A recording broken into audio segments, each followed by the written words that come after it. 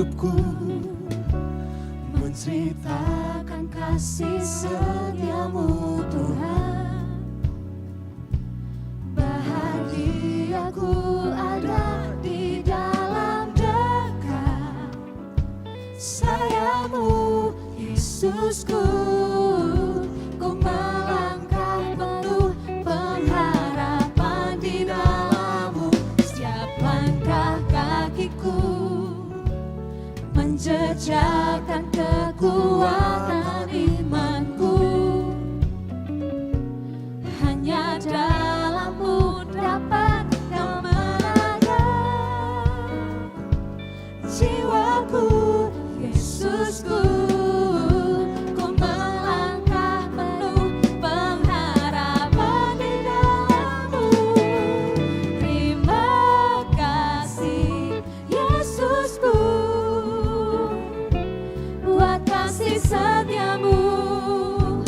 Kau tuntun setiap langkahku. Denganmu ku mampu, kuatlah imanku. Terima kasih Yesus. Setiap langkah hidupku menjejakkan kekuatan imanku. Hanya dalam-Mu dapat kemenangan. Jiwaku, Yesusku, ku melangkah penuh pengharapan di dalam-Mu. Terima kasih, Yesusku, buat kasih setiamu. Kau tuntun setiap langkahku. Denganmu ku mampu, kuatlah imanku. Terima kasih, Yesusku, buat kasih setiamu. Kau tuntun setiap langkahku. Denganmu ku mampu, kuatlah imanku. Kuatlah imanku, kuatlah imanku. Terima kasih Yesus.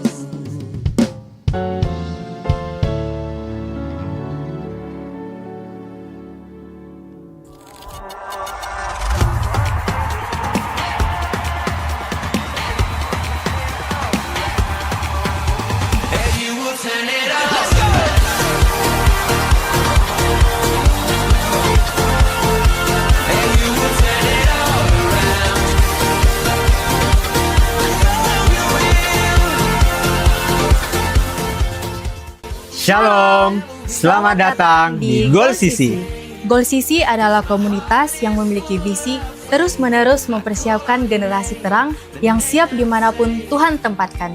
Karena itu, fokus Goal Sisi adalah pemuridan, menanamkan nilai-nilai hidup yang sesuai firman Tuhan, agar jemaat siap menjadi terang Tuhan, baik di keluarga, di kampus, di marketplace, dan di masyarakat. Melalui Goal Kids, Ground, Playground, Fusion Ground, Fun Spot, Mesbah Keluarga, Pendalaman Alkitab, Fellowship, dan WBI. Semuanya dirancang untuk membentuk karakter dan kompetensi rohani generasi terang. Setiap bakat, talenta, dan waktu adalah berkat sekaligus tanggung jawab yang Tuhan berikan. Mari gunakan semuanya untuk memuliakan Tuhan dan menjadi berkat di mana kita diutus. Mari bergabung di Goal Sisi. Bersama-sama kita menjadi generasi terang dan menjadi saksi dan memenangkan jiwa bagi Tuhan.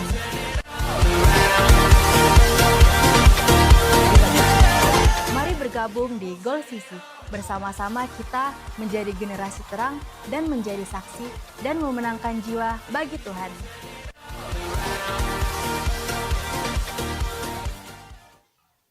Puji nama Tuhan, shalom. Shalom. Sekali lagi shalom. Shalom. Haleluya. Yang merasa diberkati selama sebulan ini bahkan seminggu ini boleh lambaikan tanganmu. Haleluya. Begitu banyak diberkati oleh Tuhan Yesus kita.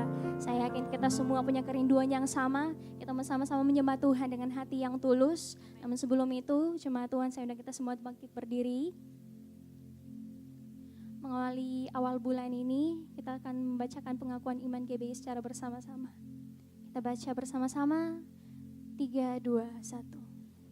Aku percaya bahwa Alkitab adalah firman Allah, Allah yang Esa itu Tritunggal adanya, Yesus yang lahir, mati, bangkit, naik ke surga adalah juru selamat, pengantara kita dan raja segala raja.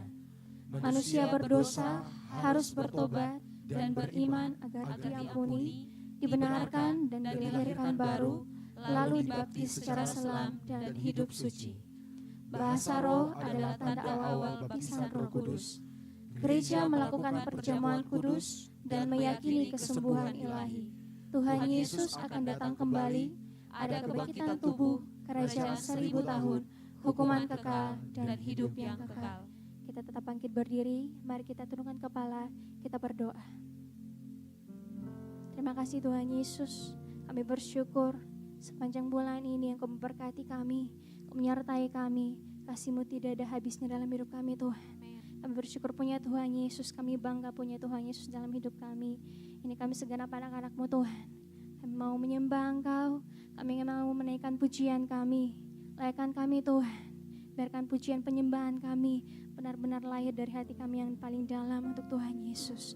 Terima kasih Tuhan, ini doa kami siap untuk menyembah-Mu di dalam nama Tuhan Yesus, haleluya, amin. Silakan duduk kembali jemaat Tuhan.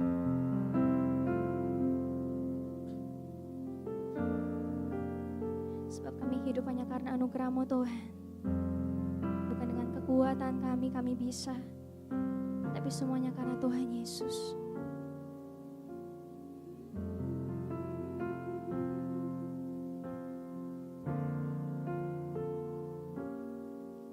Ku hidup karena anugerah-Mu.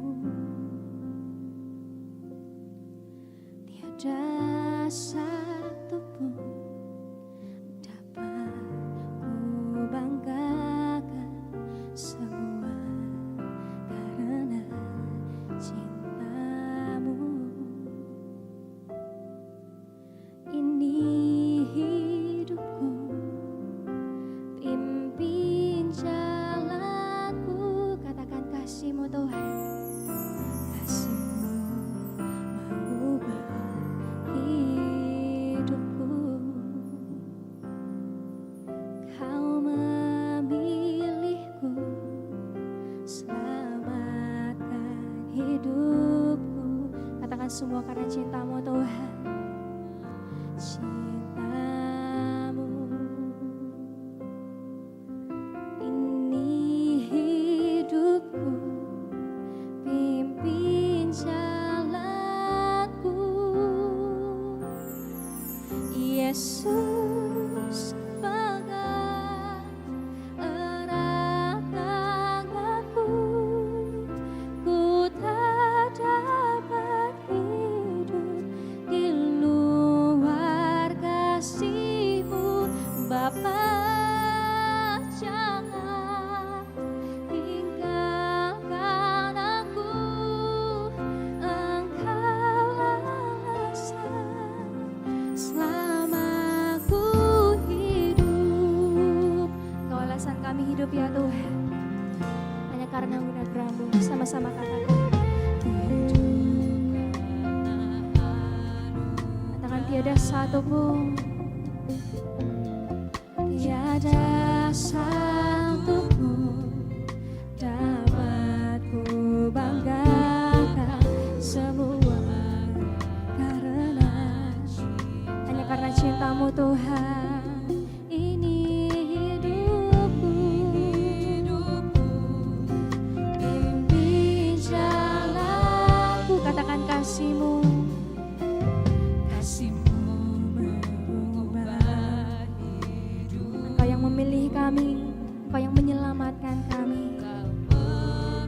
Terima kasih Tuhan. Selamatkan hidupku, semua karena cinta-Mu.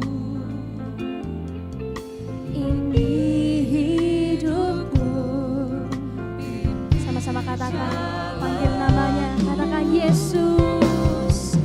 Yesus pegang erat tanganku, ku tak dapat hidup di luar kasih-Mu Bapa.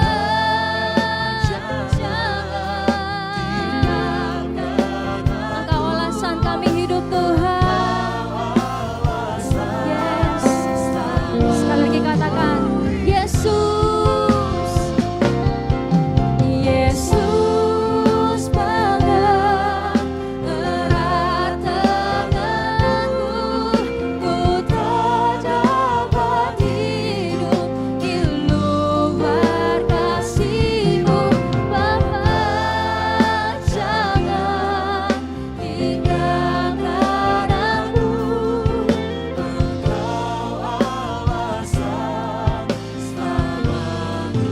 dengan perlahan katakan, panggil namanya Yesus. Yesus. Terima kasih Tuhan yang selalu menjadi penolong dalam hidup kami.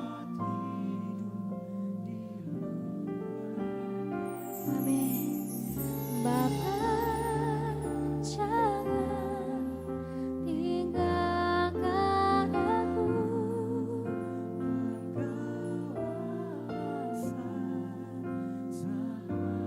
Nyatakan cintamu pada Tuhan. Katakan Yesus. Yesus pegang. Ini setiap mulut kami Tuhan, ini setiap lidah kami mau katakan padamu, kami tidak bisa hidup tanpa kasih-Mu Tuhan. Jangan tinggalkan aku, Engkau alasan. Katakan Engkau alasan kami hidup. Engkau alasan selama aku hidup. Sekali lagi katakan Engkau alasan selama aku hidup. Engkau alasan kami hidup.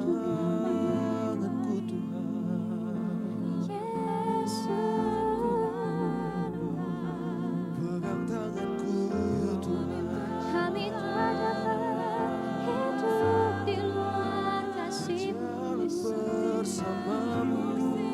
Kami hanya mampu karena bersama-Mu Tuhan. Hanya bersama-Mu Tuhan.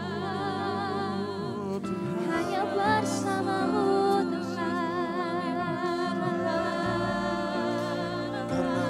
Yesus, Kau yang pegang tangan kami, Kau yang pegang tangan kami, Kau yang menggenggam tangan kami, Kau yang menggenggam tangan kami. Kami punya Yesus yang setia.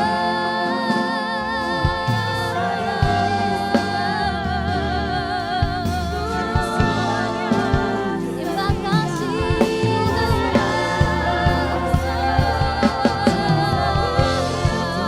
kami sadari Tuhan, tanpa di luar kasih-Mu, tanpa kasih-Mu, kami tidak bisa berbuat apa-apa.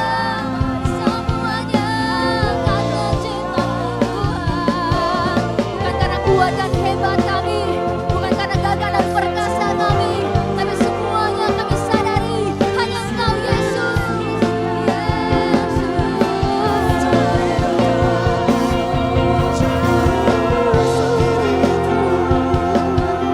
Engkau dahsyat, Engkau luar biasa.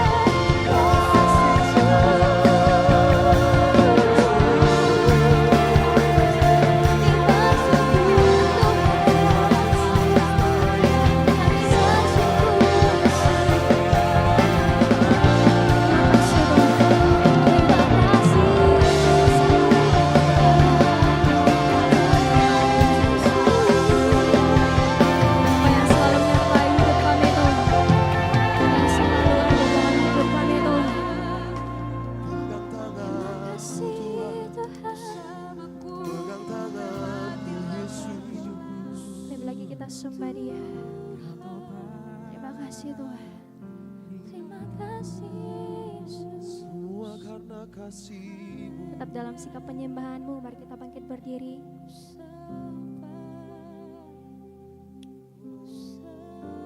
Terima kasih Tuhan Yesus, Engkau telah hadir dalam hidup kami. Kami sadari cinta-Mu begitu luar biasa dalam hidup kami. Selalu baru, setiap detik, setiap waktu Tuhan.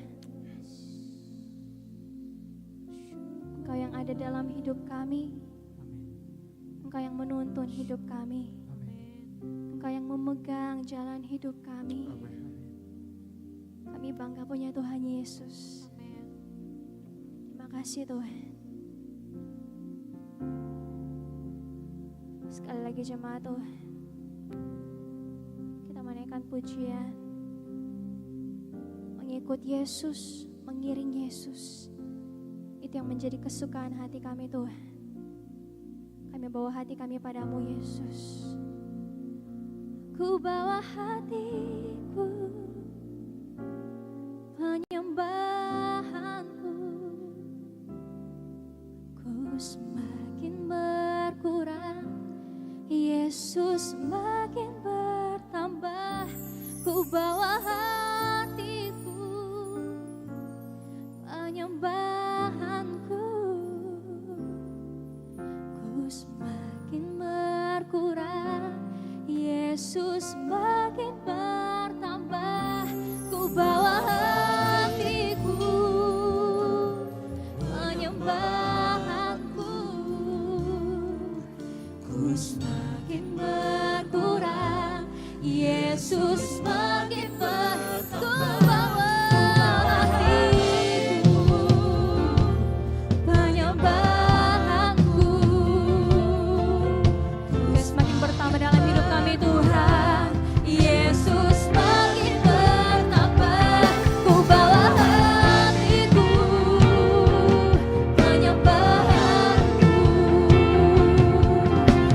Semakin berkurang, Yesus semakin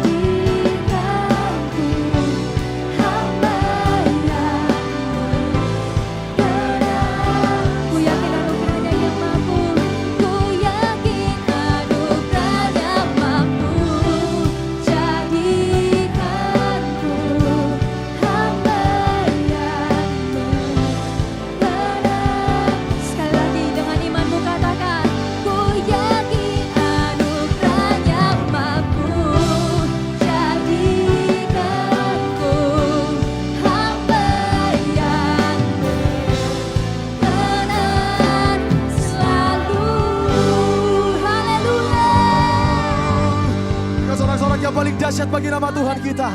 Di dalam nama Tuhan Yesus Kristus, kami siap untuk bersorak bersuka cita. Yang siap bersorak bersuka cita bagi nama Tuhan, sama-sama kita katakan, amin. Kami bersuka cita Tuhan Yesus, menikmati kemenangan yang Tuhan sediakan. Dia membuktikan, Dia Allah yang dahsyat, Dia Allah yang luar biasa. Tuhan,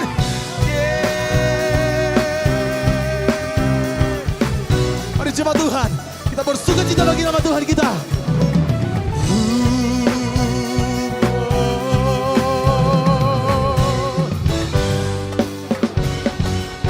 Let's go. Meskipun musuh di depanku, rintangan menghadang langkahku, ku tahu sungguh Engkau bersamaku.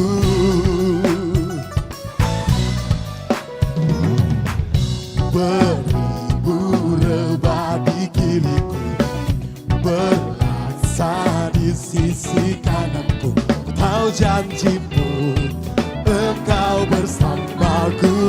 Mari jemaat Tuhan, angkat tanganmu di hadapan Tuhan, sama-sama katakan, takkan pernah goyah keyakinanku pada diriku, Yesus Tuhanku. Tiada yang seperti dirimu, Kaulah Tuhanku, kebanggaanku, gunung batu dan keselamatanku, kuat tanganku, perlindunganku, Kaulah Allah sumber kemenanganku. Oh, sungguh Kau Yesus yang menjadi sumber kemenangan kehidupan kami.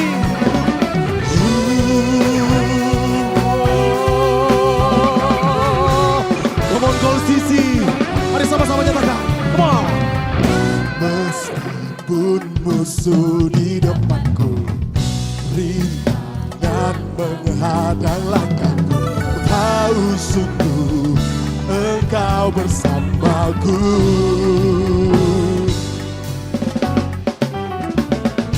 Beribu rebah di kiriku, berlaksa di sisi kananku, ku tahu janjimu Engkau.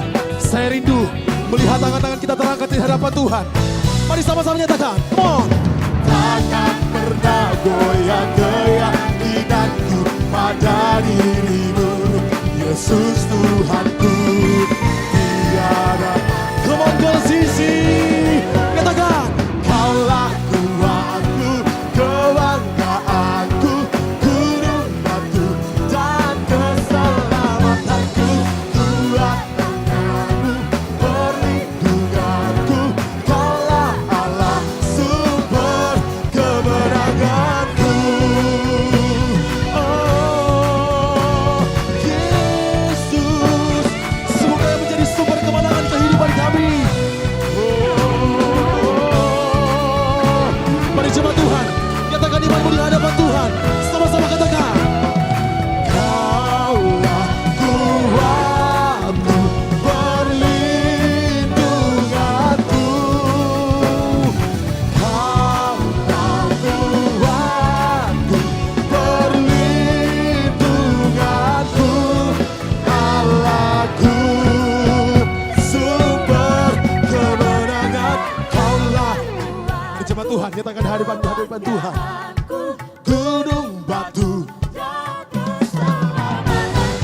kuat tanganku, perlindunganku, Kaulah Allah sumber kemenanganku.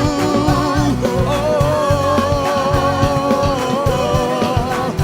dan keselamatanku, kuat tanganku, perlindunganku, Kaulah Allah sumber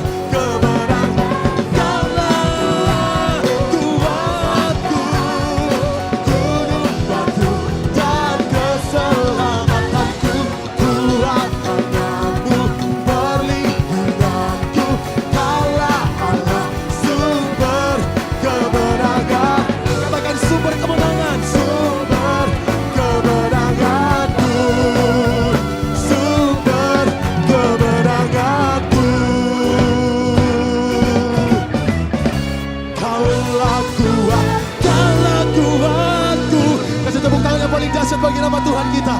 Haleluya. Bapak Ibu Saudara boleh lihat samping kiri kanan. Katakan Yesus sumber kekuatan kita. Mari jemaat Tuhan. Lebih lagi kita mau bersuka cita bagi nama Tuhan kita malam hari ini. Yeay.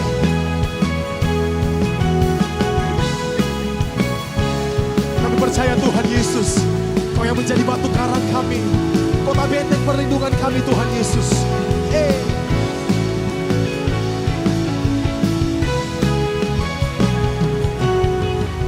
Batu karang yang teguh, kota benteng dan perisaiku, yang menang kalahkan maut. Selamat yang bangkit. Mari angkat tanganmu di hadapan Tuhan. Sama-sama katakan haleluya, haleluya, kekal. Haleluya, haleluya, haleluya, dahsyat. Siap-siap melompat bagi nama Tuhan kita. Come on, bersorak, nyatakan Yesus kaulah Tuhan, Kau Raja pemenang. Bersorak, masyurkan Yesus kaulah Tuhan, Juru Selamat dunia. Yesus batu penjuru, mula keselamatanku. Kau yang menang bangkit Tuhan. Oh, penyelamatku, selamat yang bangkit.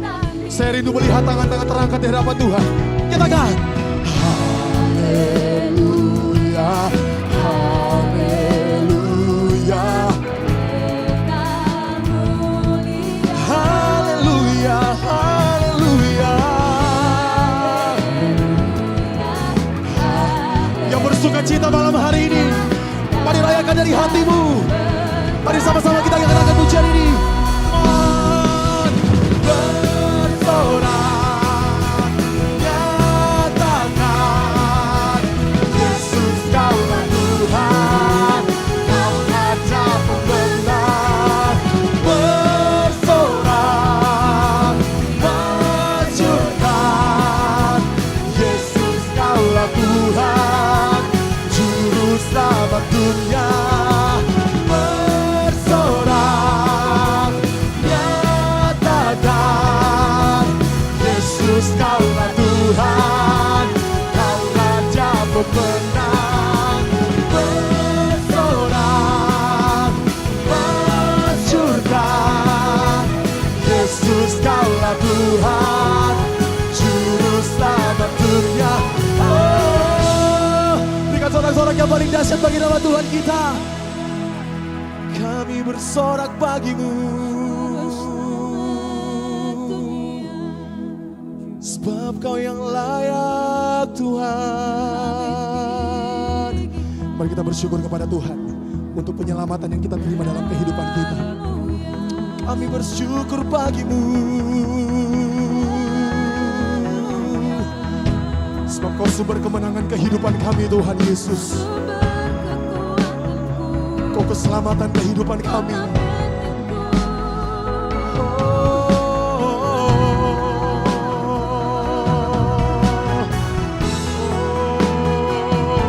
Yesus Tuhan, ku bersyukur padamu.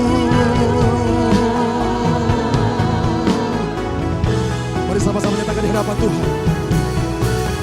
Agung dan perkasa, megah dan berjaya, Yesus Tuhan, Yesus Tuhan, tempat perlindungan, kubu pertahanan.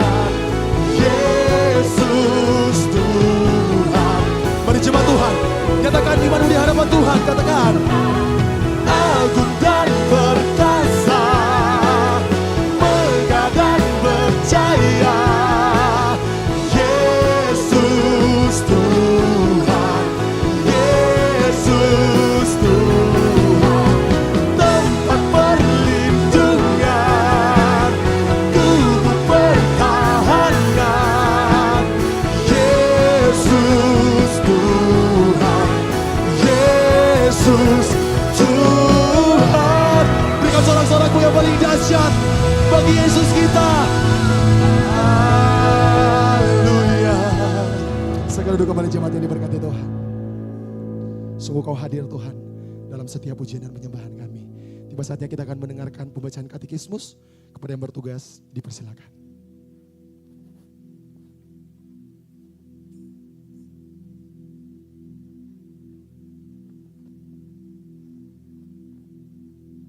Shalom jemaat Tuhan, selamat datang di GBI Oikumene. Katekismus minggu ini terdapat satu pertanyaan yang sama dengan minggu lalu. Pertanyaannya akan saya bacakan dan jawabannya akan kita baca bersama-sama. Pertanyaannya, berikan contoh ajaran yang bertentangan dengan Trinitas. Mari baca bersama-sama jawabannya. 3, 2, 1. Dalam sejarah gereja dan hingga kini ditemukan berbagai ajaran yang tidak sependapat dengan konsep Tritunggal, yaitu partialisme. Aliran ini mengajarkan bahwa Allah Bapa, Allah Anak, dan Allah Roh Kudus merupakan 3 komponen atau bagian dari satu Allah. Bapa, Anak, Roh Kudus hanyalah bagian-bagian dari Allah secara terpisah. Mereka tidak sepenuhnya Allah. Hanya ketika mereka bergabung, mereka baru menjadi Allah sepenuhnya. Triteisme. Paham ini menyatakan bahwa Bapa, Anak, dan Roh Kudus adalah 3 pribadi ilahi yang independen atau berdiri sendiri. Mereka memiliki hakikat dan substansi yang sama, namun terpisah satu dengan yang lainnya. Triteisme mengajarkan bahwa ada 3 Allah yang benar-benar terpisah satu dengan yang lain. Ajaran partialisme dan triteisme adalah ajaran yang menyimpang atau dinyatakan sesat. Demikian katekismus minggu ini, Tuhan Yesus memberkati.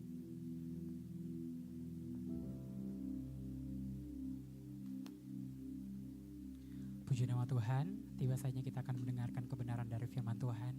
Mari kita siapkan hati kita.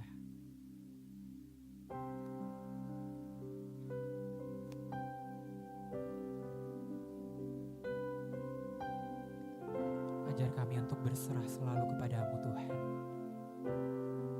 Meski kami belum melihat, tapi iman kami mau percaya. Hati kami mau berkata, di dalam nama Tuhan Yesus ada mujizat yang terjadi.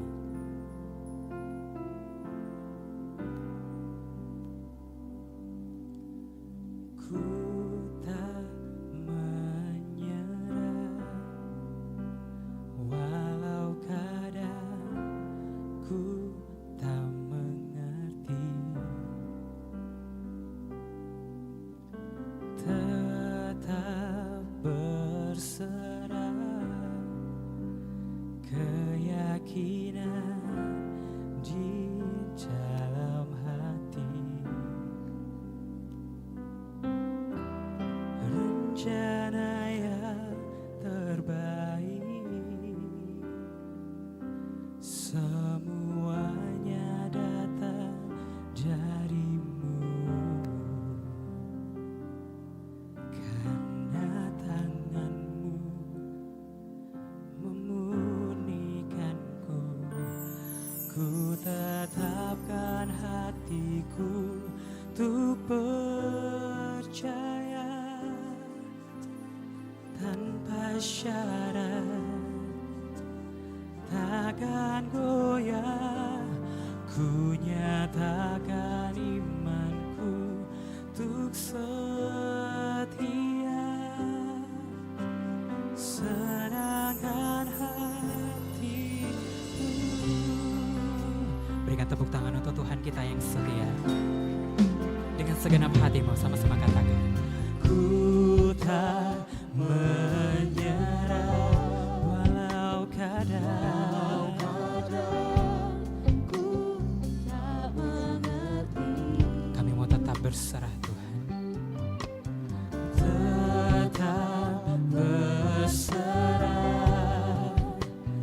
keyakinan di dalam hati. Rencana yang terbaik, semuanya datang darimu. Semuanya datang dari Kami percaya Tuhan,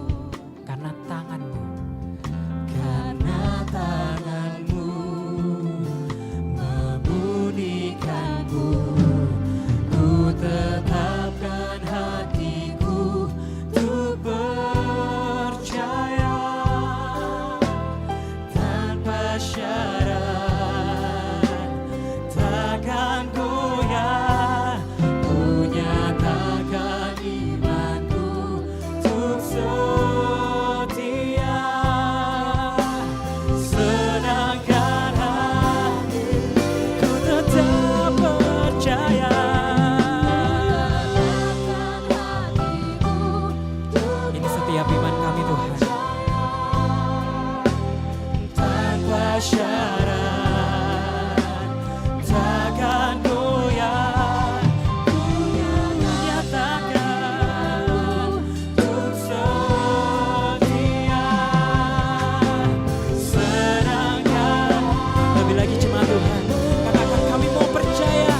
Ku tetapkan hatiku untuk percaya tanpa syarat,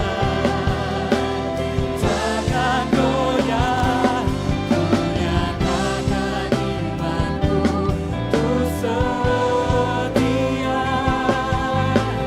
Serahkan hatiku. Hanya jemaat Tuhan saja yang katakan. Ku tetapkan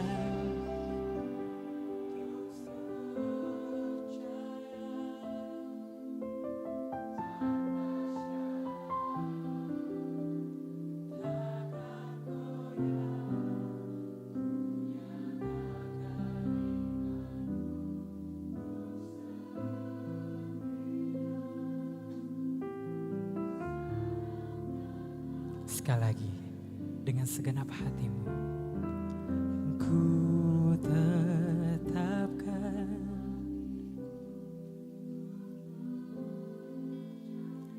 tanpa syarat,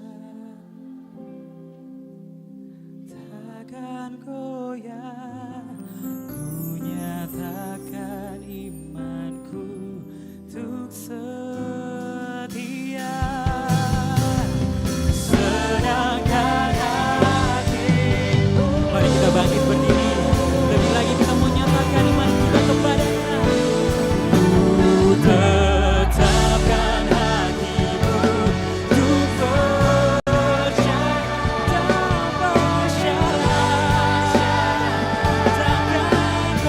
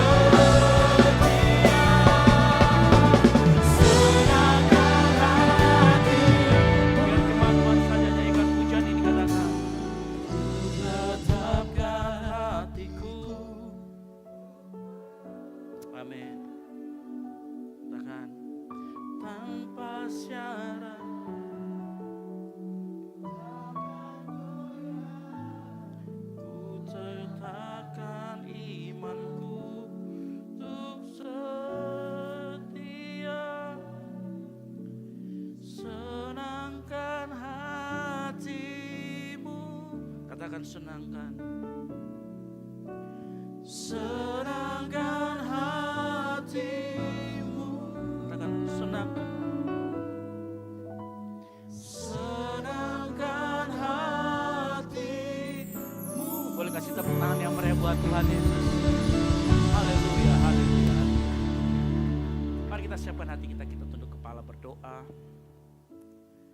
Kami bersyukur Bapa yang baik, anugerah-Mu, pertolongan-Mu, penyertaan-Mu sempurna sepanjang kehidupan kami.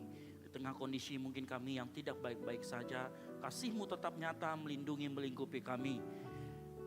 Pujian penyembahan kami naikkan di hadapan-Mu, karena di tempat ini hanya Engkau yang layak ditinggikan, layak dipuji dan layak disembah. Dan tiba saatnya kami mau duduk diam mendengarkan firman Tuhan. Kami mau buka hati kami, mata kami, pendengaran kami untuk mendengarkan firman Tuhan. Urapi kami semua yang hadir di ruangan ini satu persatu. Jangan Kau lewatkan Tuhan, biar kami bisa konsentrasi, mendengarkan, melihat firman Tuhan. Dan berbicaralah kepada setiap pribadi kami, sehingga kami pulang, kami tidak sama lagi, kami diubahkan. Kami menerima bukan sekedar pesan dan informasi, tetapi sesuatu yang mentransformasi kehidupan kami. Kami serahkan pemberitaan firman ini ke dalam tangan Tuhan. Ya Roh Kudus, urapi dan bimbing kami semua. Di dalam nama Tuhan Yesus Kristus. Yang siap mendengarkan firman Tuhan, boleh sama-sama katakan amin. Haleluya. silakan duduk.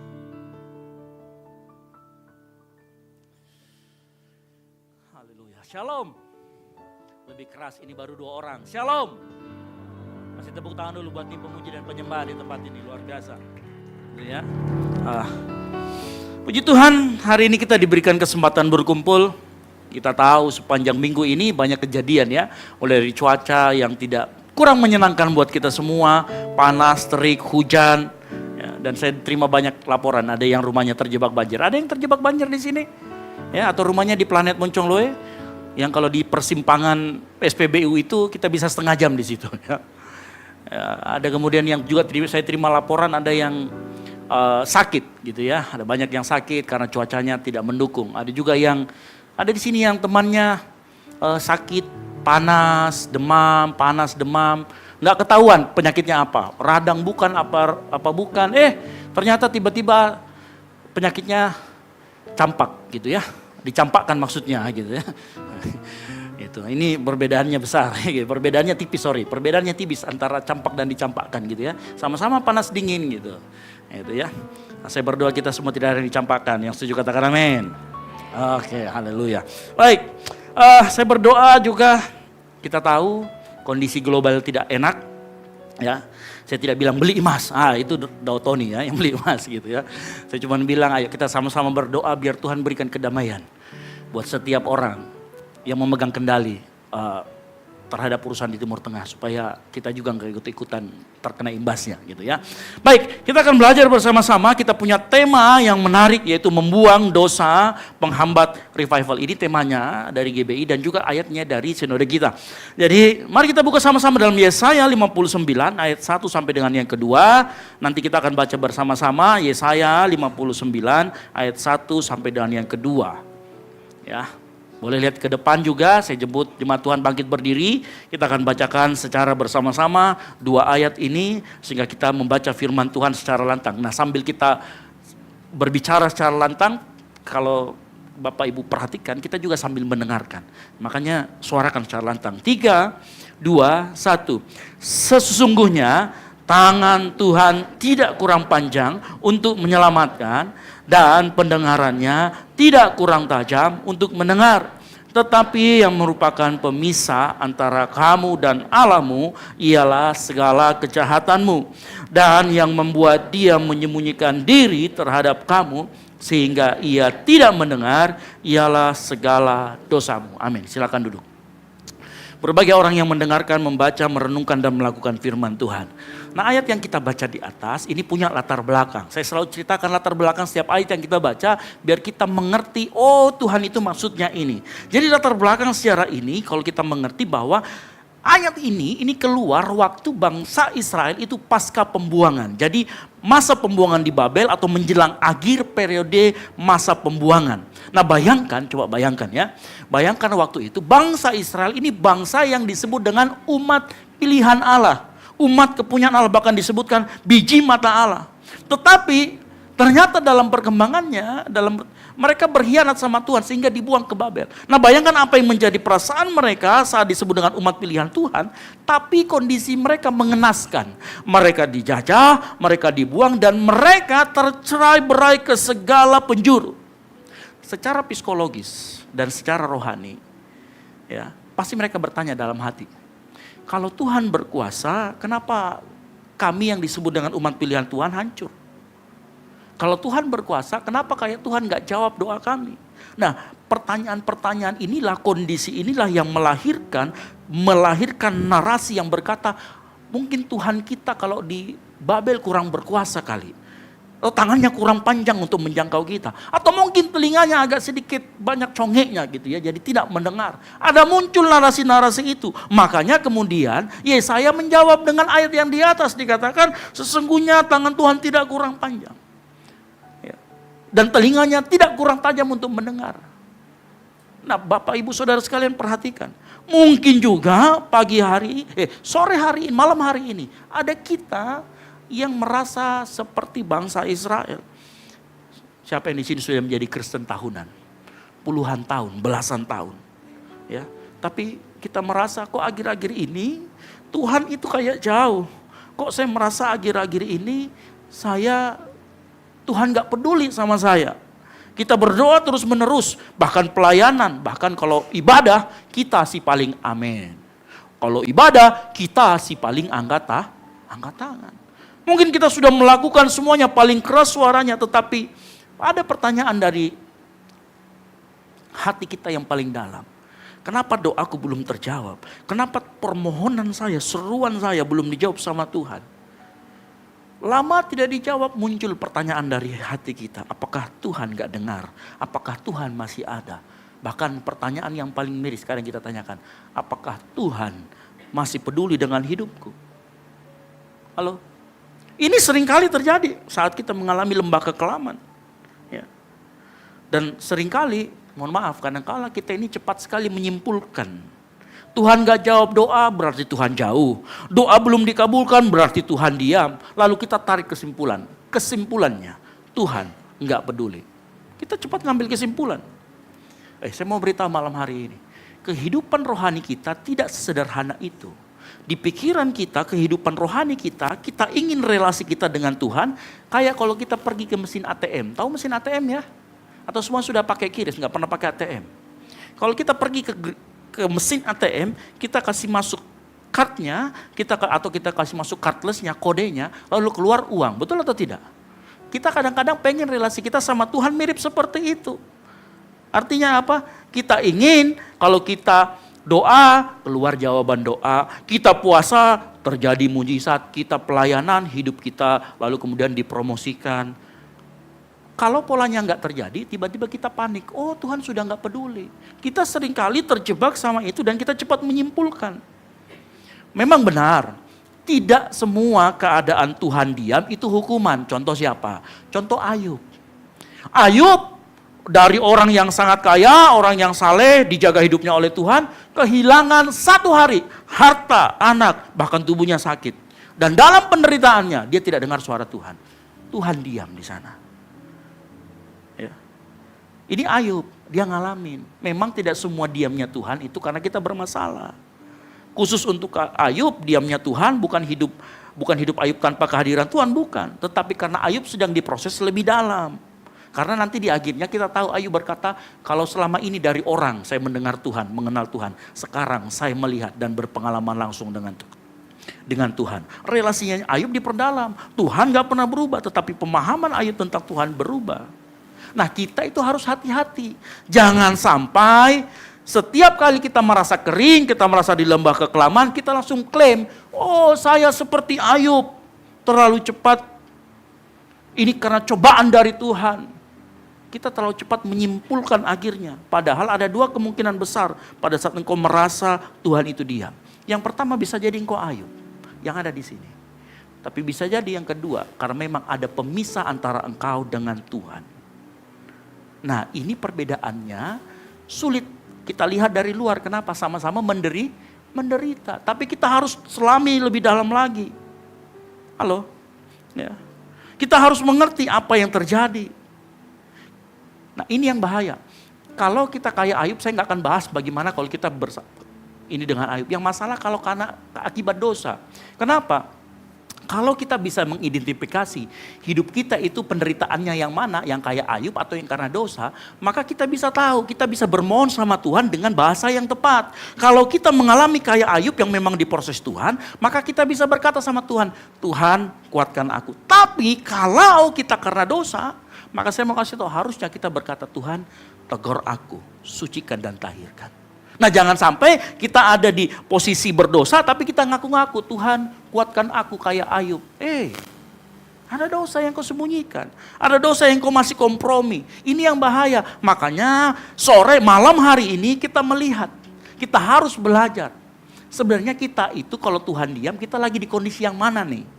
Ya. Nah, kita akan belajar bersama-sama. Kalau kita melihat dalam Yesaya 59 ayat 1 sampai dengan yang kedua, jelas yang terjadi pada bangsa Israel itu kasus yang kedua.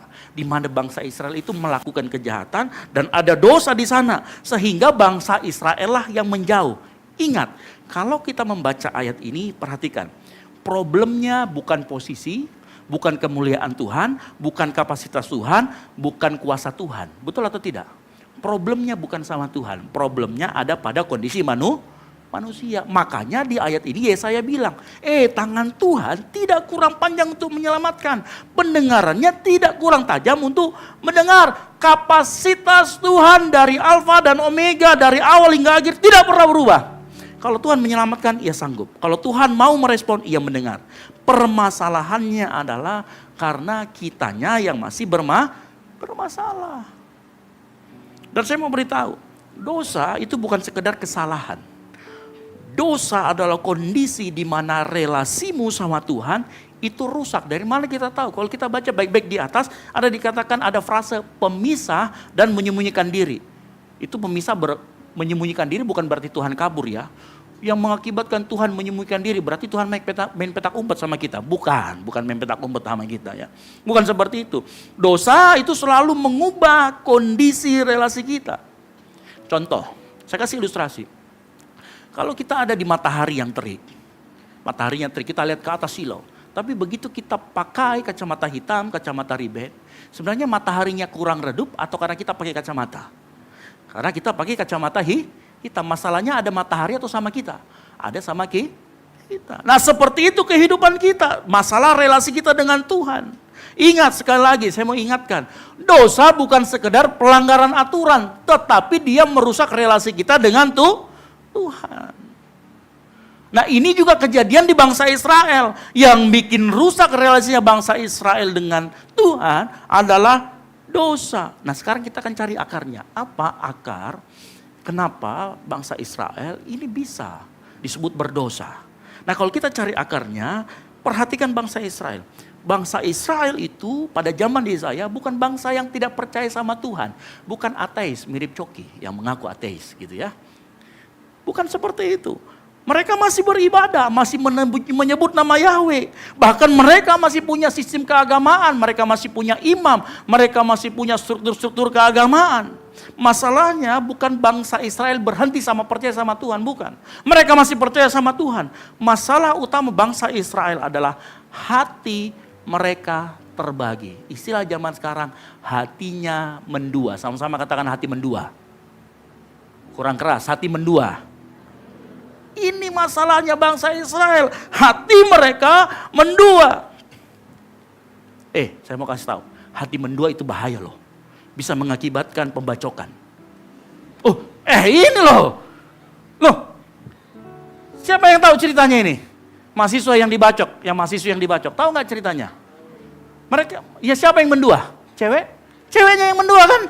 Berakhir pada iya. Hati-hati dengan hati yang mendua. Bisa berakhir seperti ini. Dan saya mau kasih tahu yang bahaya. Hati mendua itu gak kelihatan pada saat engkau datang duduk begini-begini gak kelihatan. Ya, pada saat naikkan pujian, haleluya. Gak kelihatan masalah mendua hati gak lihat. Saya mau kasih tahu. Supaya begini. Pada saat banyak orang Kristen itu gak tahu kalau hatinya sedang mendua. Tapi dia tenang-tenang saja, merasa nggak apa-apa. Hatinya sudah tumpul. Banyak orang Kristen seperti itu. Di gereja angkat tangan dan lain sebagainya. Tetapi sebenarnya kondisi hatinya mendua. Nah makanya malam hari ini saya mau beritahu ada dua hal area hidup kita yang kalau kita bisa perhatikan itu dengan baik, maka itu kayak sebuah cermin di mana kita bisa melihat, ternyata hatiku itu mendua. Ternyata ada masalah dengan hatiku. Yang siap katakan amin. Siap untuk belajar malam hari ini supaya kita bisa tahu nih. Ternyata hati saya mendua. Nah, yang pertama, orang yang mendua hati sekali lagi tidak kelihatan di ibadah. Orang yang mendua hati paling jelas terlihat dalam cara seseorang memperlakukan hepengnya. Tahu hepeng? Money. Tahu money? Uang. Tahu uang? Doe. Tahu? Loh, dari mana saya tahu? Yesus pernah berkata, perhatikan baik-baik. Ya. Tak seorang pun dapat mengabdi kepada dua Tuhan. Karena jika demikian, ia akan membenci yang seorang dan mengasihi yang lain. Atau ia akan setia kepada seorang dan tidak mengindahkan yang lain. Kita sama-sama baca berikutnya. 3, 2, 1. Kamu tidak dapat mengabdi kepada Allah dan kepada... Firman Tuhan menyebutkan ada dua nama. Allah dan Mamon. Ia nggak berkata Allah dan iblis. Saingan Tuhan bukan iblis. Ya, ia menyebut uang dan itu bukan kebetulan kalau disebut dengan uang. cara melihat hati kita mendua atau tidak adalah terlihat dari cara kita memperlakukan uang. Kenapa? Dengar baik ya. Uang itu, harta, bukan cuma sekedar alat transaksi. Uang itu bisa menyimpan rasa aman, kendali, dan masa depan. Karena uang itu menyentuh pusat rasa aman manusia. Contoh, saya kasih lihat. Tahu lagunya ku menang, tahu? Ya, coba bayangkan kalau duit di dompetmu atau di saldomu tinggal 50.000. Ku menang bersama Yesus Tuhan. Gayanya begini. Coba kalau duitmu 50 miliar. Ku menang bersama Yesus. Betul atau tidak? Kenapa? Karena masalah. Halo? Coba malam hari ini kita lihat baik-baik. Ya. Dalam perikop yang sama, bahkan Yesus pun mengatakan begini. Kita baca sama-sama. 3, 2, 1. Karena di mana hartamu berada, di situ juga hatimu berada. Tahu artinya ini apa? Artinya begini, arah hatimu bisa dilihat dari caramu menggunakan uang atau menggunakan harta. Kita ini sering nyanyi, ku berikan hatiku dan jiwaku. Yesus berkata dari atas, uangmu lari ke cewekmu semua. Dan jiwaku. Semua ini uangmu kau belikan skin Mobile Legend. Halo? Kadang kita itu manusia hipokrit seperti itu ya. Makanya saya mau kasih tahu, cara kita menghabiskan uang kita adalah cerminan hatimu mendua atau tidak.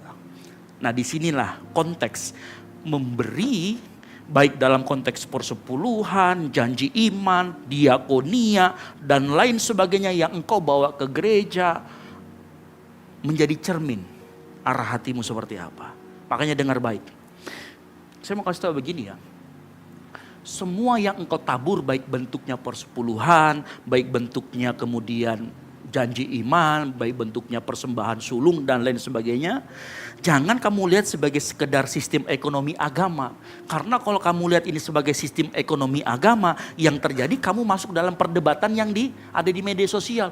Persepuluhan tidak berlaku lagi, janji iman tidak berlaku. Karena kita melihat itu sebagai sebuah sistem ekonomi keagamaan. Saya mau kasih tahu kepada jemaat Tuhan malam hari ini, tindakan memberi persepuluhan bentuknya janji iman, taburan untuk pekerjaan Tuhan apapun itu sebenarnya tindakan iman yang menyatakan bahwa Tuhan adalah pemilik segala sesuatu. Saya akan jelaskan nanti. Tapi kau harus tahu ini. Jadi ini bukan sekedar, teologinya ini sudah gak masuk, ini perjanjian lama tidak berlaku. Makanya saya mau kasih tahu, kadangkala persepuluhan, janji iman dan cara kita memberi di gereja itu bisa jadi cermin arah hati kita mendua atau enggak. Ya. Nah, saya nggak ragu bahas ini. Kenapa? Di tempat kita persepuluhan semua itu transparan. Dipakai buat apa? Semuanya dipakai untuk jemaat Tuhan di tempat ini. Kita bayar air, listrik dan lain sebagainya. Bahkan kita makan bersama pun di bawah itu dipakai dari situ. Ya, saya nggak akan ragu membahas ini. Bahkan gini loh, ayat yang sering diperdebatkan itu ini. Ya, tapi saya nggak akan gunakan ini untuk menekan jemaat beri persepuluhan atau penebalan kata nanti Tuhan berikan berlimpah-limpah. No, bukan itu. Perhatikan ayat ini baik-baik dan coba rasakan kira-kira ayat ini tuh sebenarnya Tuhan itu mau ngomong apa sih? Kalau kita perhatikan baik-baik, ayat ini sebenarnya Tuhan mau ngomong begini. Ayat ini Tuhan itu kayak mau meyakinkan kita, Piko bawa semua itu persepuluhan dan lain sebagainya ke rumah perbendaharaan. Karena perhatikan, saya pastikan kalau kau lakukan itu, makanya ada kata ujilah, engkau akan diberkati. Itu Tuhan ngomong di situ. Jadi seolah-olah pernah ada temannya yang mengutang di sini. 100.000 mau. Besok tanggal 2, saya yakin saya kasih kembali. Percayakah sama saya? Dia sedang ngapain? Dia sedang memastikan engkau percaya sama dia. Nah, hal yang sama terjadi sama ini, firman Tuhan ini. Waktu malaikat 3 dikatakan, itu malaikat 3 Tuhan sedang meyakinkan kita bahwa dia itu selalu memenuhi janjinya. Dia itu layak dipercaya. Ini ayat masalah kepercayaan. Bagaimana kita menaruh kepercayaan kepada Tuhan. Makanya keluar kata ujilah aku. Karena Tuhan gak mungkin bohong. Tuhan gak mungkin berdusta. Seolah-olah kita diajak untuk percaya. Nah, orang yang mendua hati, dia akan berkata begini, aku mau memberi, tapi bagaimana nanti kalau akhir bulan kurang? Tapi orang yang hatinya utuh dan tidak mendua, dia akan berkata, aku memberi bukan karena aku gak butuh uang, tapi karena aku tahu dan percaya Tuhan lebih besar daripada kekuranganku. Ini masalah kepercayaan. Ya. Ada yang pernah dengar di sini namanya jebakan kelapa? Belum pernah dengar ya? Jadi di suatu tempat ada orang cara untuk menangkap monyet. Ya, dia lubangi batok kelapa sesuai dengan ukuran tangan monyet. Di dalamnya itu diisi kacang, makanannya monyet. Ya, jadi kalau monyetnya datang, dia lihat, dia ambil tangannya, dia masukkan tangannya ke dalam, dia genggam, kemudian dia tidak bisa tarik keluar. Nah disitulah dia terjebak. Selama dia nggak akan lepaskan itu makanan, dia akan terjebak di sana. Gambarannya kayak begini. Ya, selama dia nggak lepas itu makanan, dia akan terjebak di sana. Nah hati-hati. Inilah yang dimaksudkan dengan ayat ini. Kadang-kala kita seperti ini. Monyet itu hewan yang pintar loh. Tapi dia punya nature, namanya serakah. Gitu ya. Ini saya nggak bilangin kita monyet. Tapi kadang-kadang sifat serakah kita yang nggak mau melepas itu mirip sama bukan saya yang bilang. Saya mau bilang mirip Momo Geisa. Cuman kan ya, ada yang sudah bilang monyet kan begitu. Kadang-kadang kita seperti itu. Kita sering berpikir juga, persepuluhan itu masalah berapa persen? Saya mau kasih tahu ya. Dalam praktik bangsa Israel, isu utamanya itu bukan masalah angka 10%-nya. Isu utamanya itu ada pada urutannya. Apa maksudnya? Bukan soal nominal, tetapi siapa yang ditempatkan atau prioritas utamanya. Nah saya mau kasih tahu. Semua model persembahan, baik persepuluhan, persembahan hasil pertama, apapun bentuknya, itu selalu Tuhan minta lebih dulu dipersembahkan kepada Tuhan. Nah ini bertentangan dengan logika ekonomi, karena logika ekonomi ini tindakan risiko, karena belum tentu, panen berikutnya bagaimana. Makanya dari mana saya tahu, ingat ayat ini berkata muliakanlah Tuhan dengan hartamu. Dan dengan apa? Hasil pertama. Tuhan itu pengen dia didulukan. Makanya ayat ini ada. Makanya dalam konteks bangsa Israel, dia akan selalu kasih keluar perpuluhan apapun pertama kali. Hasil pertama bukan sekedar simbolis. Ini berbicara bagaimana Tuhan melatih bangsa Israel supaya dia memprioritaskan Tuhan dalam kehidupan ekonominya. Ya. Di sinilah letak iman. Mereka menaruh Tuhan sebagai yang pertama. Bukan bagian dari yang sisa-sisa. Makanya muncul ayat ini. Kalau kita lihat ayat Keluaran 23:19, yang terbaik dari bunga-bungaran. Bunga-bungaran itu apa? Panen pertama. Jadi orang Israel dulu kalau panen, dia akan ambil yang paling bagus dan yang paling pertama dia akan bawa ini sebagai persepuluhan, buah sulung dan lain sebagainya. Ini yang ini. Jadi bukan sekedar masalah persentase dan lain sebagainya. Nah kalau kita mau jujur, berapa banyak kita yang sering kali membalik urutan ini. Gaji masuk yang pertama kita hitung, uang kos, uang makan, uang nongki-nongki, uang beli skill Mobile Legend, ya, uang untuk minum fore, apa lagi? Baru terakhir, sisanya tidak ada, jangan dikasih masuk persepuluhan deh. Berapa banyak kita, saya mau kasih tahu, orang yang begini, itulah orang yang mendua hati. Makanya saya mau kasih tahu, masalah persepuluhan itu bukan masalah nominal. Itu bukan sekedar masalah soal keuangan. Itu cermin hatimu yang sedang mendua. Kan kita seperti itu kan. Tuhan itu gak mau begini. Saya pastikan dulu saya aman, baru kemudian untuk Tuhan. Kita kebanyakan begitu. Tuhan mau engkau dahulukan Tuhan, baru kau ngomong. Karena sebenarnya engkau harus tahu, sumber rasa amanmu bukan sama hartamu, bukan sama uangmu. Itu sama Tuhan. Nah kalau sumber keamananmu ada sama uang, maka engkau akan berkata, oh kalau begitu saya dulu deh. Saya list dulu, baru Tuhan. Saya mau kasih saksian sedikit. Saya sampai detik ini. Setiap gaji masuk, yang pertama keluar dari rekening saya itu perpuluhan untuk gereja. Saya praktekkan. Kenapa saya tahu? Sumber aman saya itu dari Tuhan, bukan dari gaji yang masuk. Halo?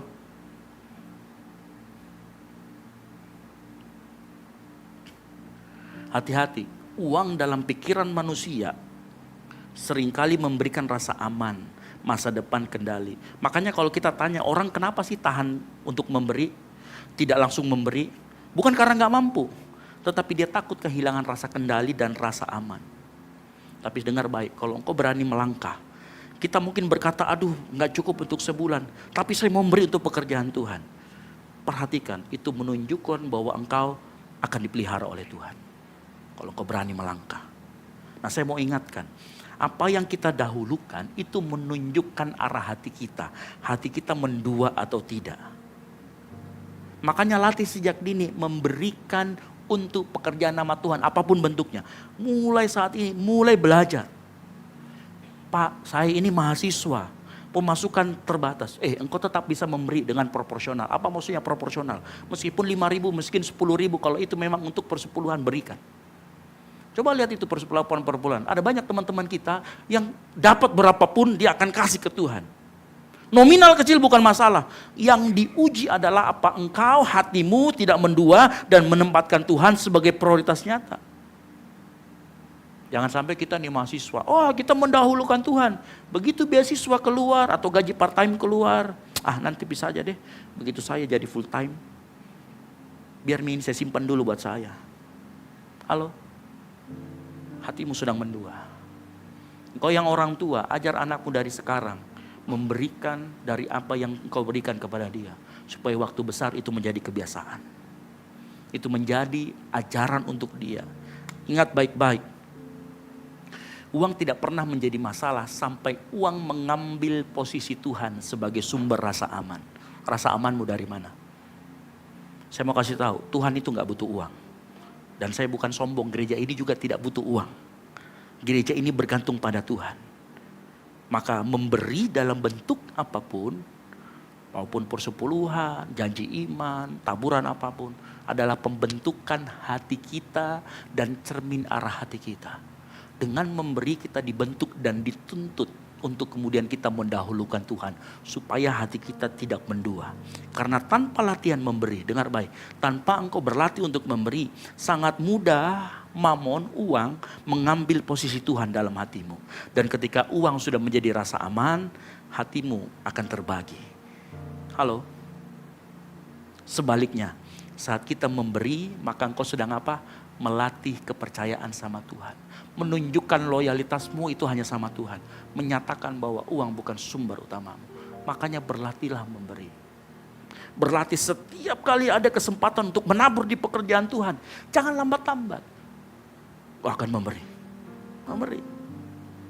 Saya mau kasih tahu ya, memberi juga itu bukan pembuktian kepada Tuhan. Saya kasih tahu. Memberi bukan pembuktian kepada Tuhan. Kalau kita pikir secara logika, Tuhan itu gak perlu bukti apa-apa dari kita. Tuhan sudah tahu apa yang akan terjadi sama kita, pengetahuannya tetap dari awal sampai akhir. Dia tahu kalau lu pelit, pelit aja. Ya. Dia tahu kita dari awal sampai akhir. Waktu Abraham disuruh mempersembahkan Ishak, bukan Tuhan gak tahu kalau dia akan mempersembahkan, bukan. Tetapi dia sedang melatih yang namanya Abraham untuk menaruh kepercayaan penuh sama dia. Nah kita juga sama. Pada saat kita ditantang untuk memberi, engkau dengar, ada pekerjaan Tuhan untuk gini-gini. Cepat. Kenapa? Di situ sebenarnya engkau sedang dilatih untuk mengutamakan Tuhan. Untuk menyatakan apa yang menjadi isi hatimu. Memberi sekali lagi, bukan tentang kebutuhan Tuhan. Tapi tentang pembebasan hatimu dari yang namanya mamon. Makanya dengar baik. Oleh hari ini belajar.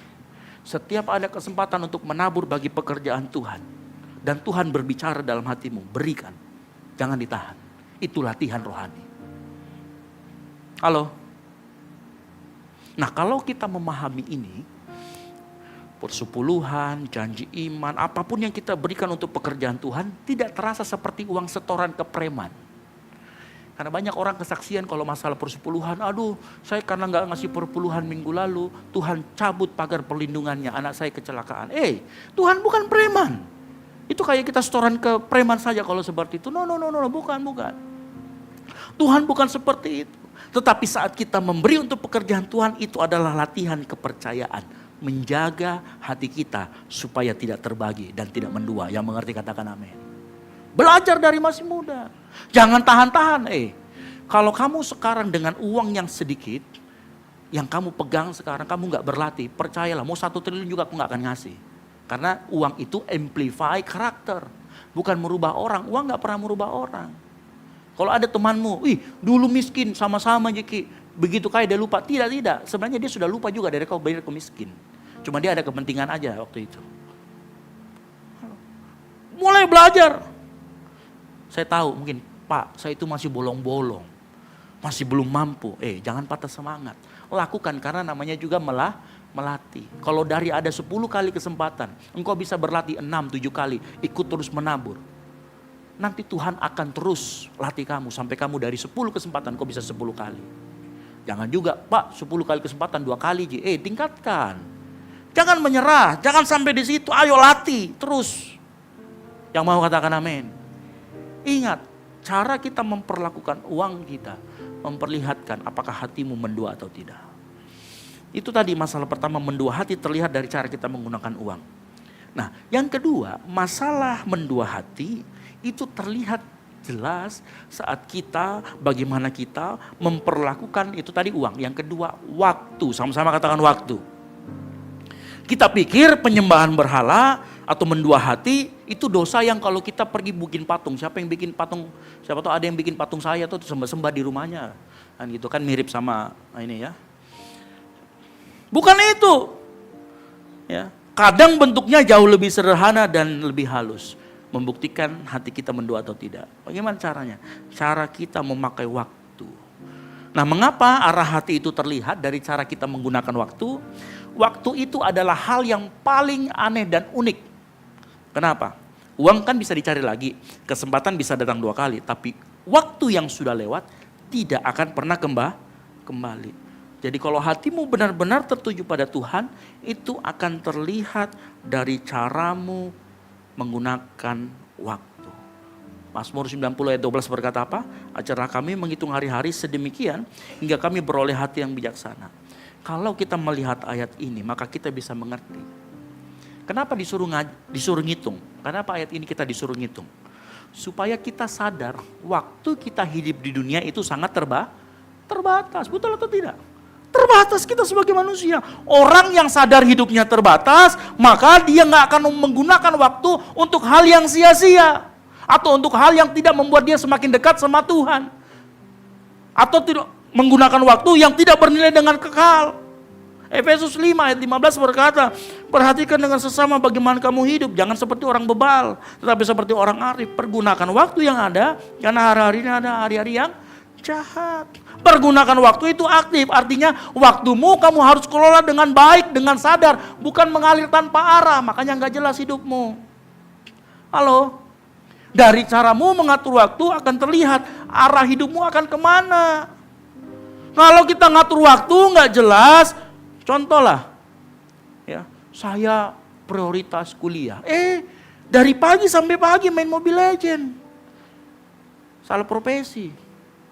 Harusnya bukan jadi mahasiswa, jadi gamers. Halo? Betul atau tidak? Kadang-kadang kita seperti itu. Kita nggak sadar, hidup kita mengalir tanpa arah. Mau kau jadi apa 2 tahun lagi? Mengalir kemana Tuhan mau. Kau sedang tersesat itu bro. Nggak punya tujuan namanya itu. Itu bisa jadi karena hatinya mendua sebenarnya. Makanya coba cek cara kita bergunakan waktu. Contoh sederhananya deh.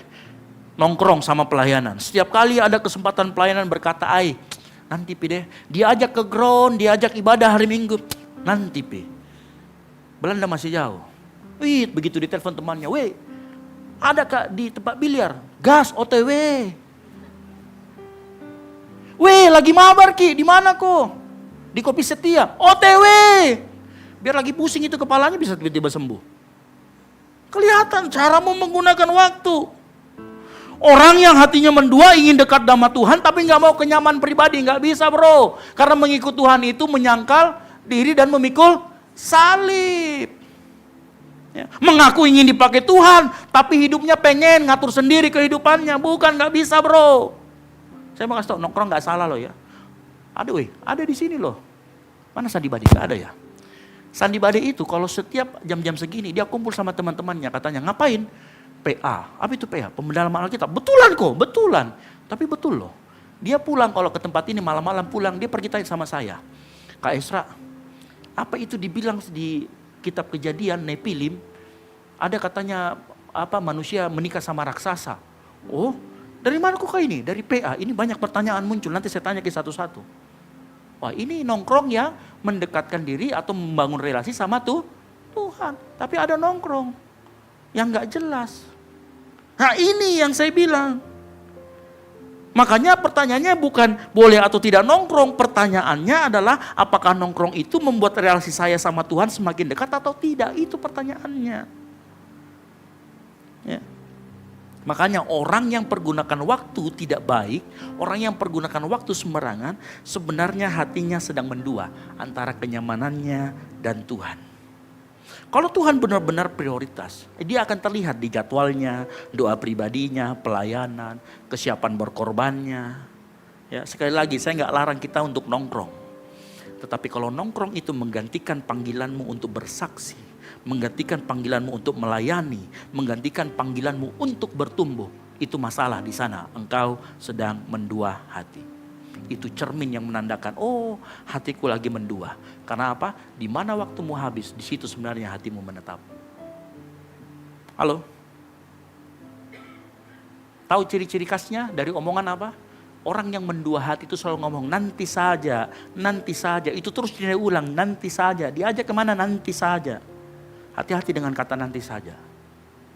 Karena itu bisa menandakan engkau sedang mendua hati. Halo? Perhatikan waktumu, yang setuju katakan amin. Perhatikan caramu gunakan waktu. Nah, kita lanjut lagi. Dikatakan tadi orang yang mendua hatinya tidak akan tenang dalam hidupnya. Nah, kalau dibiarkan terus menerus, yang terjadi hatinya menjadi tumpul. Kalau hatinya sudah menjadi tumpul, prosesnya biasanya begini. Awalnya dia biasa saja. Awalnya waktu dia diajakin memilih antara ke gereja dan pergi nongkrong, awalnya dia pilih nongkrong. Hatinya masih tertegur, Roh Kudus masih ngomong, harusnya kau ke gereja dulu. Hatinya gelisah. Tapi karena keseringan seperti itu, lama-lama jadi terbiasa. Mirip lagu ya, terbiasa. Lama-kelamaan yang begitu menjadi hal normal. Kalau lama-lama normal begitu, hatimu sudah gak sensitif lagi sama teguran Tuhan. Kalau hatimu sudah gak sensitif, engkau gak peka lagi sama tuntunan Tuhan. Kalau engkau gak peka lagi sama tuntunan Tuhan, pantas hidupmu gak jelas. Itu prosesnya. Makanya hati-hati dengan mendua hati. Halo? Ya. Dimulai dari mendua hati. Hatinya jadi tumpul. Bahasa Alkitabnya itu degil, bebal. Lalu menjadi gak peka, gak jadi sensitif. Lama-lama hilang arah dan tersesat. Hati tumpul itu kayak begini. Kita lihat terang tapi memilih tutup mata. Kenapa? Mengganggu kenyamanan. Itu kayak gitu orang yang hatinya degil. Siapa contohnya? Orang Farisi dan Yudas Iskariot. Ini ditegur sama Tuhan Yesus. Ia berduka cita. Yesus berduka cita karena kedegilan mereka. Degil, tumpul. Siapa? Mereka itu orang Farisi. Saya gak munculkan semua ayatnya. Ya. Hati-hati. Solusinya apa? Perhatikan solusinya baik-baik. Saya akan cepat, Yakobus 4 ayat 8. Nah, sebenarnya ayat ini itu dari luar ke dalam. Ya, dari luar ke dalam maksudnya apa? Mendekatlah, tahirkan tanganmu dan sucikan batinmu. Nah, sebenarnya yang pertama engkau harus lakukan adalah sucikan hatimu. Sucikan hatimu itu bertanya bukan apa yang kau perbuat, tetapi bagaimana arah hatimu. Sama-sama katakan arah hati. Arah hatimu itu kemana? Perbaiki dulu arah hatimu yang disebut dengan katanya tadi arah hati. Ya. Sucikanlah hatimu. Berbicara mengenai mengapa kau melakukannya, mengapa kita melakukannya. Karena jujur saja kita bisa berhenti dari dosa tertentu, tapi hatinya masih mencintai dosa itu. Makanya yang harus dia perhatikan yang pertama adalah sucikan hatimu, hai yang mendua hati.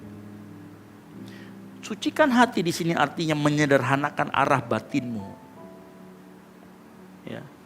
Hati yang suci itu bukan berarti gak pernah tergoda, tetapi hati yang memutuskan kepada siapa dia mengarahkan hatinya.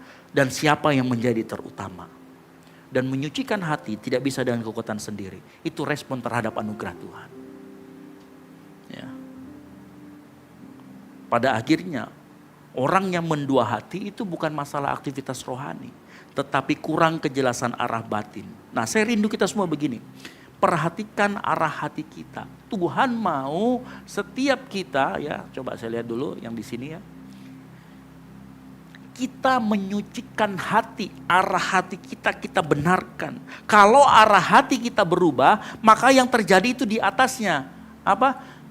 Tanganmu akan berubah. Artinya maksudnya tanganmu berubah, tahirkan tanganmu. Tangan ini tempat kita berbuat sesuatu. Kalau hati kita berubah, maka tangan kita dari yang melakukan hal-hal yang tidak baik, ini perbuatan kita, dia harus berhenti melakukan perbuatan yang tidak baik. Berhenti yang namanya tadi menaruh rasa aman pada uang, nongkrong gak jelas, harus berhenti. Ganti dengan yang lain, ganti dengan fungsi yang lain. Tangan itu berbicara tentang apa yang kita lakukan. Berhenti melakukan hal yang gak berguna. Mulailah melakukan hal yang berguna. Itu artinya tahirkanlah tanganmu. Ya. Kalau kita sudah tahirkan tangan, nanti yang terjadi apa? Kita bisa mendekat kepada Tuhan. Dan janjinya apa? Ya. Mendekat kepada Tuhan. Apa artinya maksudnya? Kalau kita mendekat kepada Tuhan, maka apa yang terjadi? Yang terjadi adalah Tuhan juga akan mendekat kepada kita. Orang yang hatinya mendua, sebenarnya dia yang capek. Kenapa? Ingat ya, logikanya begini, Tuhan itu tetap kuasanya, posisinya tetap. Orang yang hatinya mendua sebenarnya lari keliling-keliling kemana-mana. Nah, Yakobus bilang, stop, perbaiki hatimu, tahirkan tanganmu, kemudian datang kepada Tuhan. Disinilah Yakobus mengatakan berhenti lari kemana-mana, berhenti membagi kesetiaan, kembalikan pusat hidupmu sama Tuhan, mendekatlah sama Tuhan. Dan beri Tuhan kembali ke posisi utama, bukan tambahan. Jangan taruh Tuhan di sela-sela ambisimu. Letakkan Tuhan sebagai poros ambisimu. Yang mengerti katakan amin. Ketika kita berhenti mendua, kembali fokus sama Tuhan, Tuhan berjanji kok, Dia akan mendekat kepadamu. Itu bukan berarti Tuhan cuek, tetapi itu berarti Tuhan akan merespon. Ya. Jadi ingat, perbaiki hati kita, berhenti melakukan hal-hal yang tidak berguna, mendekat sama Tuhan. Mungkin kita berkata, Pak, kita ini kan manusia penuh dosa, bagaimana kita bisa mendekat dengan Tuhan? Allah kan kudus. Kalau Allah kudus, manusia berdoa, bagaimana mungkin manusia bisa mendekat? Kan firman Tuhan berkata, kuduslah aku, kuduslah kamu sebab aku kudus. Itu firman Tuhan. Bukankah kekudusan Allah membuat kita punya jarak dengan Dia? Betul. Di perjanjian lama memang ada jarak. Ada batas antara ruang kudus dan ruang maha kudus. Enggak semua orang bisa masuk. Hanya imam besar yang bisa masuk, itu pun 1 tahun sekali. Dan kekudusan Allah adalah sesuatu yang membuat orang gemetar kalau masih bawa dosanya. Kekudusan Allah membuat manusia tidak bisa tahan di hadapannya kalau masih berdosa. Kekudusan Tuhan itu bukan sekedar bersih, tapi benar-benar tidak ada dosa sama sekali. Ini masalah.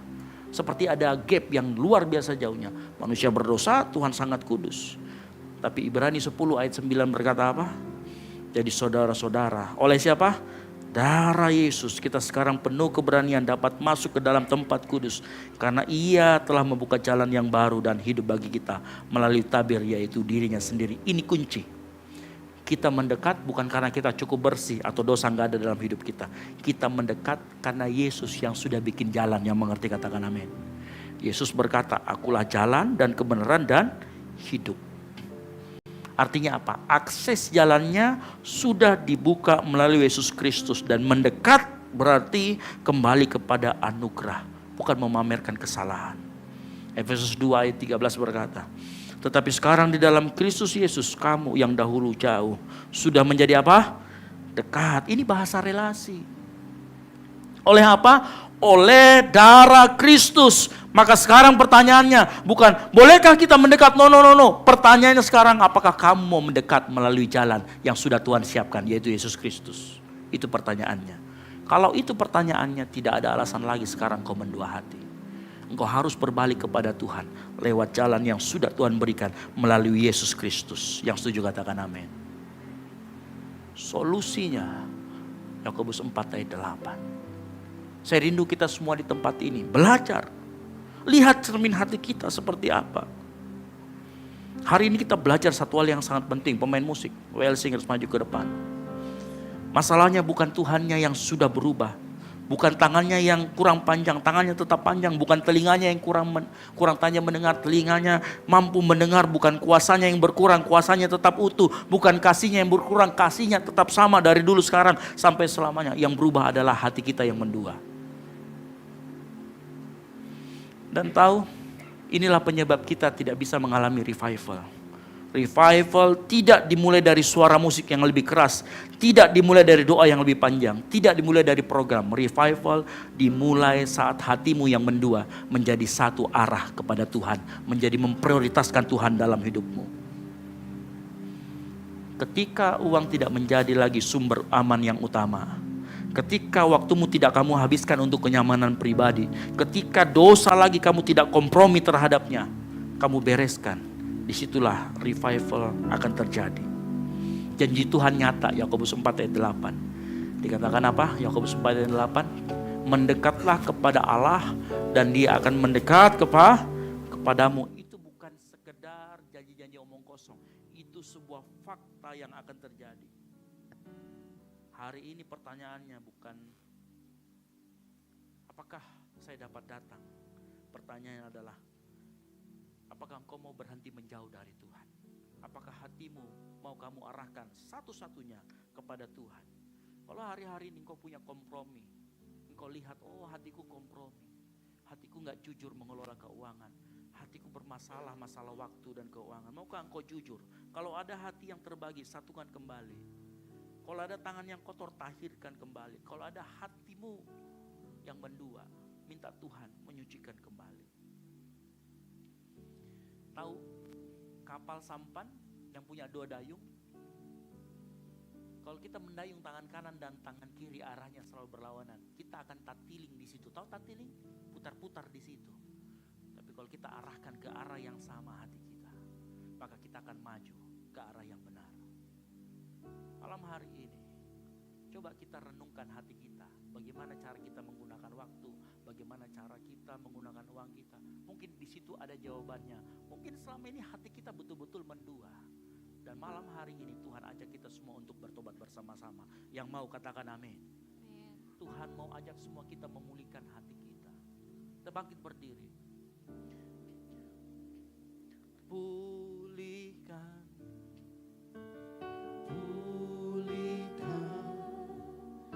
hatiku dengan kasih-Mu. Katakan bentuklah. Bentuklah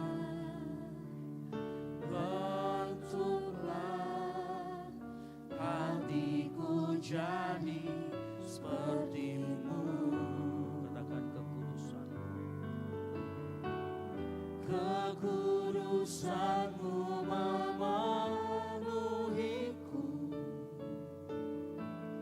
Tuhan ini rinduku. Sama-sama katakan ubah hatiku seperti hati-Mu. Kudus berkenan bagi-Mu. Akan bagaikan emas yang murni, bentuk hatiku selalu. Dan biar ku menjadi ciptaan, biar ku menjadi ciptaan baru, bebas dari semua yang jahat.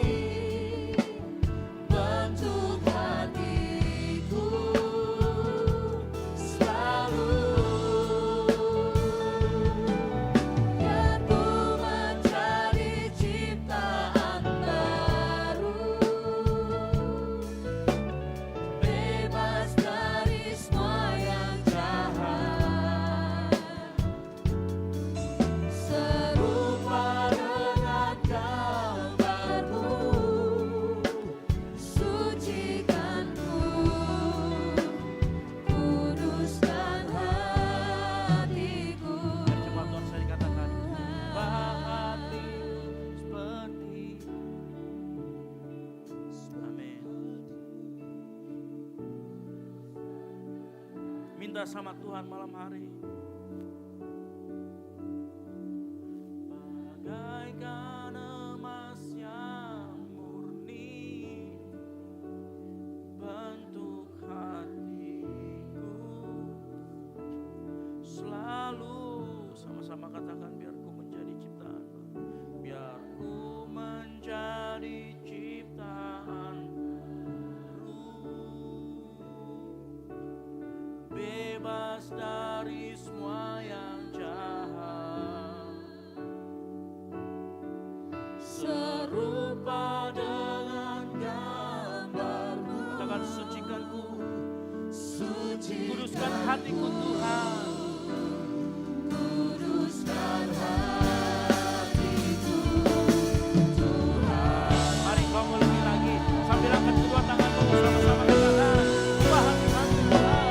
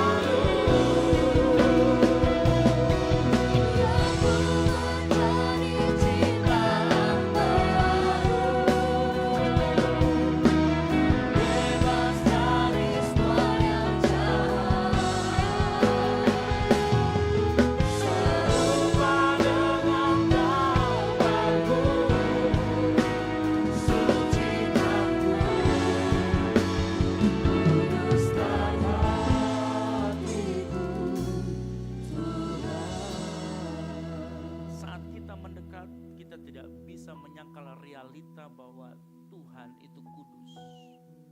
Tapi ada kabar baik buat kita. Ada darah Yesus yang melingkupi kita sehingga kita bisa datang kepada Bapa.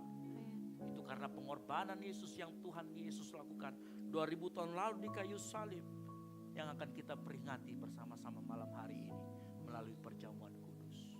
Sebelum kita masuk dalam perjamuan kudus, mari kau mengaku dosa-dosamu dan minta Tuhan melayakkan dengan darahnya. Karena firman Tuhan berkata, setiap kali kamu makan roti dan minum cawan ini, kamu memberitakan kematian Tuhan sampai Ia datang. Jadi barang siapa dengan cara yang tidak layak makan roti atau minum cawan Tuhan, ia berdosa terhadap tubuh dan darah Tuhan. Makanya malam hari ini sebelum kita masuk ke dalam perjamuan kudus, minta sama Tuhan melayakkan. Mungkin ada dosa kita yang kita sembunyikan. Mungkin ada kesalahan kita yang kita gak sengaja lakukan sama teman kita, sama saudara kita, sama bapak mama kita. Kita minta ampun sama Tuhan, minta ampun sama Tuhan, ngomong sama Tuhan saat ini sebelum kita masuk perjamuan kudus. Ampuni kami Tuhan, kalau kami melakukan hal-hal yang tidak menyenangkan hati-Mu. Dan layakkan kami masuk dalam persekutuan dengan tubuh dan darah Kristus malam hari ini. Kalau kau sudah minta ampun sama Tuhan, minta Tuhan melayakkan, mari siapkan roti dan anggur. Dan kita akan masuk dalam perjamuan kudus. Persiapkan rotimu. Angkat tinggi lebih daripada kepalamu.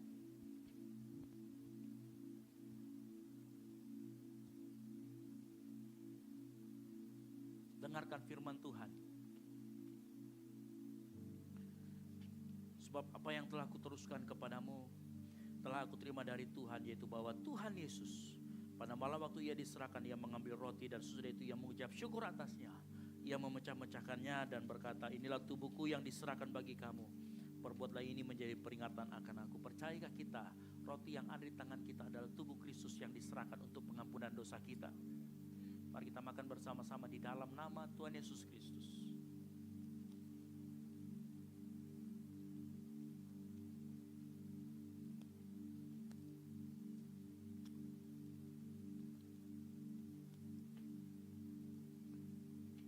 Angkat tinggi cawan, lebih tinggi dari kepalamu.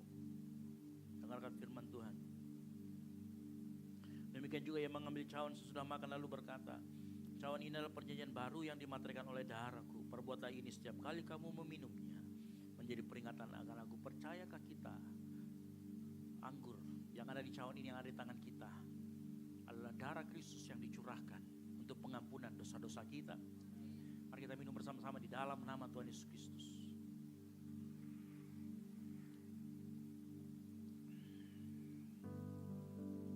Mari angkat suaramu. Kau mengucap syukur sama Tuhan. Terima kasih Tuhan Yesus. Buka suaramu. Ngomong sama Tuhan, terima kasih Tuhan Yesus. Tinggikan Tuhan Yesus. Say thank you. Bersyukur buat kebaikannya. Bersyukur buat pengorbanannya. Karena ini adalah kasih yang terbesar. Angkat suaramu, katakan terima kasih Tuhan. Kami bersyukur. Terima kasih. Ini karya terbesar yang kau berikan dalam hidup kami. Terima kasih Tuhan. Karena kasih-Mu yang besar dalam hidup kami. Karya terbesar dalam hidupku, pengorbananmu yang sangat teguh. Engkau harta yang tak ternilai yang ku miliki dan ku hargai.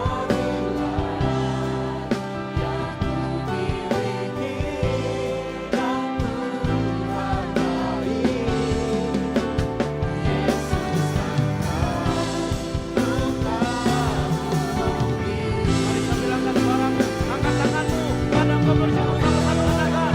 Karya terbesar dalam hidupku, pengorbananmu yang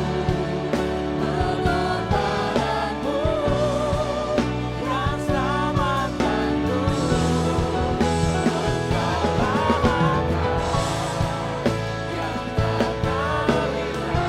hargai. Yesus engkau ku kagumi. Yesus engkau, Yesus engkau ku kagumi. Yesus engkau, Yesus Haleluya. Amin, amin, amin, amin, amin, amin. Malam hari ini kami belajar ternyata dari mengelola keuangan dan waktu kami bisa melihat hati kami di hadapan-Mu Tuhan. Oleh karena itu kami memohon ubah hati kami seperti hati-Mu. Hati kami seringkali menjadi kering bukan karena Engkau menjauh tapi karena kami yang menjauh. Malam hari ini kami ditegur lagi, malam hari ini kami diajari kembali. Kuasa-Mu tidak pernah berubah, kasih-Mu tidak pernah berubah, kamilah yang bermasalah. Kami tahu Tuhan kami tidak bisa menghadap Engkau hanya dengan tangan kosong. Kami harus membawa darah Kristus dan kami sudah bersekutu dengan tubuh dan darah Kristus. Oleh karena itu malam hari ini Tuhan kami mengucap syukur buat setiap persekutuan dengan tubuh dan darah Kristus yang kami lakukan. Kami yakin dan percaya yang kami lakukan mengingat apa yang sudah Engkau lakukan. Kasih-Mu yang terbesar untuk kehidupan kami. Terima kasih buat firman Tuhan yang disampaikan. Menegur kami, mengkalibrasi kembali hati kami. Hamba-Mu selesai berbicara, tapi Hamba-Mu yakin dan percaya Roh Kudus akan membimbing anak-anak-Mu. Roh Kudus berbicara kepada setiap pribadi yang hadir malam hari ini. Sehingga transformasi hidup terjadi dalam kehidupan anak-anak-Mu. Mereka yang datang pulang tidak sama lagi. Menerima berkat rohani dari Tuhan. Di dalam nama Tuhan Yesus Kristus.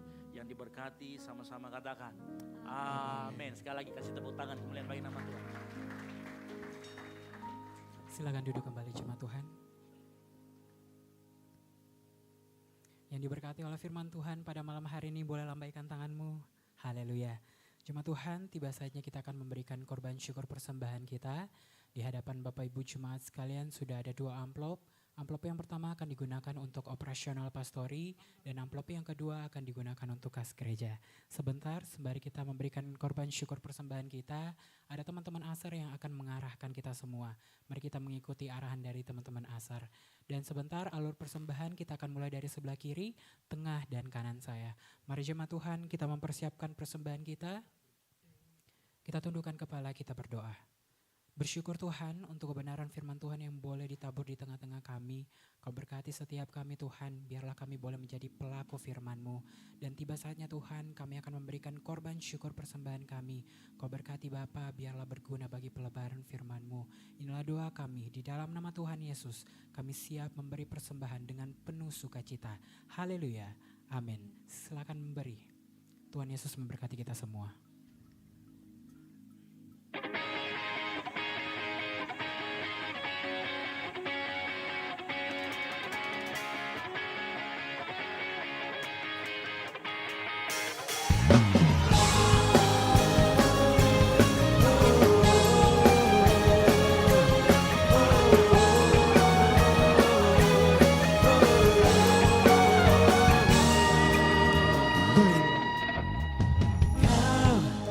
Adalah hal yang terindah yang pernah terjadi di hidupku.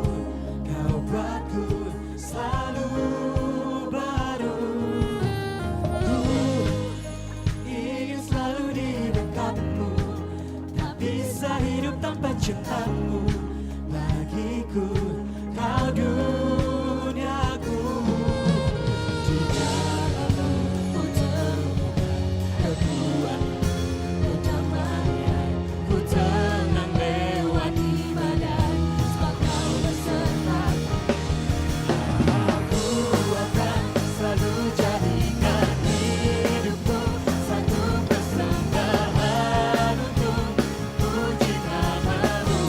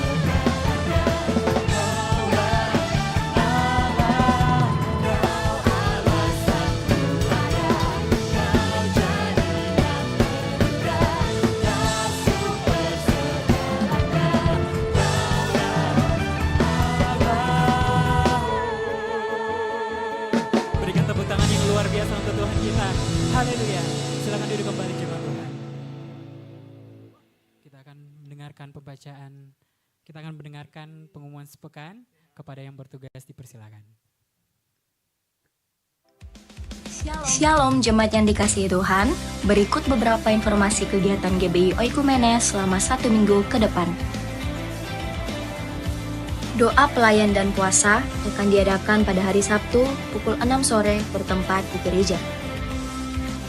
Gladi bersih untuk ibadah raya pertama akan diadakan pada hari Sabtu pukul 7 malam, ibadah raya 2 pada hari Minggu pukul setengah 3 sore, dan gladi bersih untuk ibadah raya ketiga akan diadakan pada hari Sabtu pukul 10 pagi.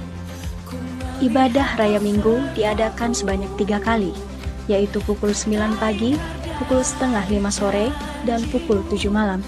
Ibadah raya yang pertama dan yang kedua akan disertai ibadah anak sekolah minggu. Ibadah-ibadah ini dapat disaksikan secara online melalui live YouTube GBI Oikumene. Bagi saudara-saudari yang ingin mendapatkan dukungan doa, silakan menghubungi nomor berikut.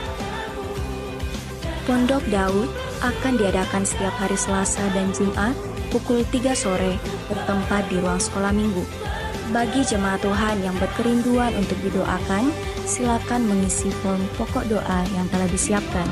Mari tetap saling menopang dalam doa-doa kita kepada Tuhan. Bagi saudara-saudari yang membutuhkan layanan konseling, penyerahan anak, dan pernikahan, silakan menghubungi nomor berikut. Baptisan akan diadakan pada minggu terakhir setiap 3 bulan sekali. Bagi saudara sekalian yang membutuhkan layanan baptisan, silakan menghubungi nomor berikut. Persembahan persepuluhan dan persembahan lainnya dapat ditransfer melalui rekening BCA dengan nomor 7993 111 777 atas nama GBI Oikumene. Jangan lupa untuk mencantumkan keterangan untuk setiap persembahan yang diberikan. Perpuluhan yang jemaat Tuhan berikan akan dipergunakan seluruhnya untuk pekerjaan Tuhan di tempat ini dan akan dilaporkan secara periodik serta terbuka kepada jemaat Tuhan sekalian. Bagi Bapak Ibu jemaat Tuhan dan saudara sekalian yang rindu untuk melayani Tuhan, silakan mengisi formulir dengan cara scan barcode berikut atau menghubungi nomor berikut. Mari memakai waktu dan talenta yang Tuhan beri bagi kemuliaan namanya. GBI Oikumene mengucapkan selamat ulang tahun bagi jemaat Tuhan yang berulang tahun sepanjang bulan ini. Kasih, sukacita, dan penyertaan Tuhan melimpah bagi jemaat Tuhan sekalian. Demikian informasi mengenai kegiatan GBI Oikumene selama sepekan. Selamat hari Minggu, Tuhan Yesus memberkati. Ya baik, shalom. Ya, kami mengucapkan selamat datang bagi para Bapak Ibu Saudara sekalian yang baru pertama kali datang di GBI Oikumene. Nah, di samping kiri kanan akan ada aser yang berjalan membawa form selamat datang dan form pokok doa. Nah, form selamat datang ini bagi yang baru pertama kali hadir silakan datang untuk diisi. Nanti setelah diisi mintakan nanti di bawah akan ditukarkan dengan souvenir yang sudah disiapkan sama gereja. Dan ada form pokok doa bagi yang ingin dibantu dalam pokok-pokok doa. Ada pokok doa misalkan ada yang teman yang sakit atau saudara yang sakit, keluarga, ayah ibu yang sakit, itu bisa ditulis itu dan kita akan doakan di Pondok Daud ya setiap hari Selasa dan hari Jumat. Yang mengerti katakan amin. Ya, jadi silakan diisi, jangan malu-malu, dimintakan saja ya form pokok doa dan form selamat datang sama teman-teman aser yang ada di samping kiri kanan. Ya, nanti akan di follow up oleh teman-teman dari pihak pastoral. Itu yang pertama. Lalu yang kedua, Bapak Ibu Saudara sekalian, teman-teman sekalian, untuk minggu ini kita akan konsentrasi di kegiatan kita untuk ulang tahun anniversary Gol Sisi. Kasih tepuk tangan dulu yang meriah. Nah, ini bukan acara hanya untuk anak muda, tetapi ini acara kita semua. Jadi silakan, tolong ditamparkan flyernya. Jadi nanti tolong datang ke venue kita di Manunggal Mini jam berapa ini? Kita open gate jam 17, jam 5 sore. Ya, ini kan bulan puasa jadi saya yakin semua cepat pulang, kuliahnya juga cepat selesai. Datang di sana kita akan mulai ibadahnya itu jam 7 malam. Jadi datang kita juga ada pembicara kita Pak Christopher Tapiheru dan juga special perform. Ini kayaknya yang lama, harusnya ada yang baru. Ada penampilan dari Rizky di Kaiser ya. Jadi special perform, jadi di awal sebelum ibadah dia akan perform. Jadi kita semua diundang untuk datang, yang mengerti katakan amin. Ya, jadi teman-teman panitia sudah menyiapkan. Nah, kalau misalkan Pak saya belum bisa daftar karena saya gaptek, datang aja ke sana. nanti di hari hanya nanti teman-teman Asar akan bantu. Tapi kalau yang bisa daftar segera daftar, karena kami ini akan menyiapkan tempat duduk dan konsumsi sesuai dengan jumlah yang ada. Nanti kita akan perkirakan di sana. Ya, jadi saya pastikan ayo kita semua datang, bukan cuma khusus anak muda, semuanya kita datang dan kita menikmati firman Tuhan, kita menikmati hadirat Tuhan, kuasa Tuhan di tempat sana nanti di Manunggal Mini ya, tanggal 5 Maret nanti hari Kamis. Nah, berikutnya lagi karena acara kita ada untuk hari Kamis, maka hari Selasa kita akan adakan geladi bersih. Geladi kotor di tempat ini, nanti geladi bersihnya hari Kamis. Lalu kemudian saraba kita off-kan dulu karena kita persiapan ya. Lalu kemudian hari Sabtu, nah ini yang penting, hari Sabtu geladi ibadah raya 3 itu jam 1 sampai jam 3. Nah jam 3 sampai jam 5 sore kita ada coaching khusus. Dari PGPI membuat coaching untuk drum sama bass di tempat ini. Nanti yang ada jadi sharing itu ada Daniel Malengkai pemain bass dan ada JJ yang main drum tadi di Ibadah Raya 2. Nanti kita akan sama-sama sharing. Jadi bagi yang mau mendaftar nanti silakan langsung chat ke nomor yang ada di bawah sini nih. Berapa? 0815 2496 9999. Nanti silakan lihat di IG kita, itu ada flyernya ya. Jadi silakan nanti, ini juga luar biasa, ini gratis. Jadi ini betul-betul mini coaching. Jadi nanti kita akan sama-sama ngobrol dengan kedua orang ini yang sudah malang melintang di mana? Di galaksi dan bukan di mana? Exodus. Exodus sih. Ya di galaksi-galaksi itulah ya. Tapi enggak, mereka ini pelayan Tuhan dan biasanya mereka itu main di reguler, main di tempat-tempat reguler. Jangan salah loh, mereka itu punya nama bandnya namanya Jelita. Tahu artinya Jelita? Yesus lindungi kita. Jelita musik gitu ya. Jadi jangan salah, mereka ini anak-anak Tuhan sebenarnya yang memang mendedikasikan dirinya untuk musik. Jadi datang kita sama-sama belajar. Yang mau katakan amin. Lalu jam 6 ada doa pelayan di tempat ini, jam 7 malam hari Sabtu. Ini hari Sabtu ya ada geladi untuk ibadah raya 1. Nah, hari Minggu kita akan ketemu kembali di tempat ini jam 9, jam setengah 5 dan jam 7 malam. Saya harapkan kita semua kembali tempat ini, kita sama-sama menikmati hadirat Tuhan. Lalu saya mau memberitahu juga teman-teman yang masih terbeban karena ini panitia masih terus mencari. Habis basar ya, masih ada? Masih ada, oh di bawah itu ada basar karena teman-teman masih cari dana. Saya dengar-dengar tadi, mulai dari tadi siang sampai ini dananya masih kurang lebih 2 miliar. Gitu ya, bohong, enggak. Gitu ya. Jadi dananya masih kurang sekitar 10 sampai 12 juta. Yang terbeban silakan mau bantu atau misalkan enggak saya mau bantu tapi tenaga, nanti silakan hubungin panitia ya. Nah berikutnya yang penting juga buat kita semua, yang berulang tahun sepanjang bulan Maret, silakan maju ke depan. Kita akan berikan souvenir dari gereja dan kita akan doakan sama-sama. Silakan maju ke depan, jangan malu-malu. Ya, silakan. Ada yang berulang tahun sepanjang bulan Maret. Maju aja nggak apa-apa. Kalau kamu sudah maju nanti yang lain ikut maju. Biasanya malu-malu harimau, gitu ya. Harimaunya mau tapi malu-malu kan begitu. Silakan. Ada lagi? Oh ada bos. Sini di tengah ada lagi, sebelah sini nggak ada. Sebelah sini ya ada lagi. Nah kan saya sudah bilang. Nah agak ke tengah lagi. Ya siapa lagi yang berulang tahun sepanjang bulan Maret?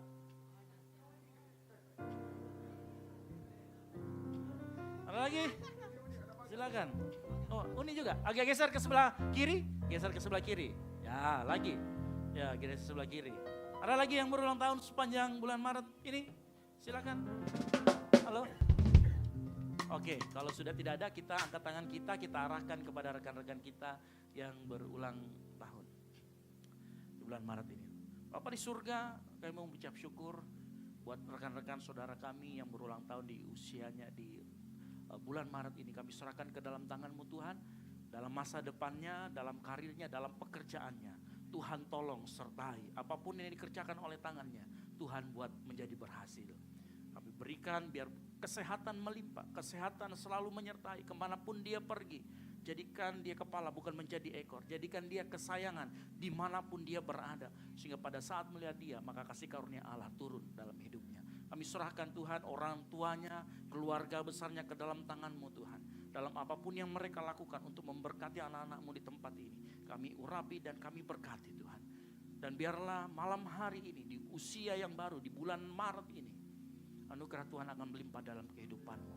Kau akan mengembang ke kanan dan ke kiri dan menjadi kesaksian bagi bangsa-bangsa. Di dalam nama Tuhan Yesus Kristus. Haleluya. Amin. Umur panjang. Di tangan kanan, di tangan kiri ada kekayaan. Selamat ulang tahun. Selamat ulang tahun. Sampai selamanya. Umur panjang di tangan kanan, di tangan kiri ada Marcel, selamat ulang tahun Marcel. sampai selamanya. Jesse, selamat ulang tahun. Panjang di tangan kanan, Selamat ulang tahun. kiri ada kekayaan Dan kehormatan sampai selamanya. Haleluya. Ya, selamat buat teman-teman yang ulang tahun sepanjang bulan Maret. Ada yang ulang tahunnya persis tanggal 5 Maret? Kalau ada nanti kita siapkan hadiah khusus. Marsen, serius. Nanti bikinkan tumpeng ya. Kan sekalian. Nah, nanti kita, jadi tanggal 5 kita juga selekan merayakan ulang tahunnya Marsen. Marsen mau traktir kita semua makan. Haleluya. Kan gitu ya. Jadi jangan sampai nggak datang. Yang setuju katakan amin. Sekali lagi kasih tepuk tangan kemuliaan bagi nama Tuhan. Haleluya. Puji Tuhan, tiba saatnya kita akan menutup rangkaian ibadah kita. Saya persilakan jemaat Tuhan untuk bangkit berdiri.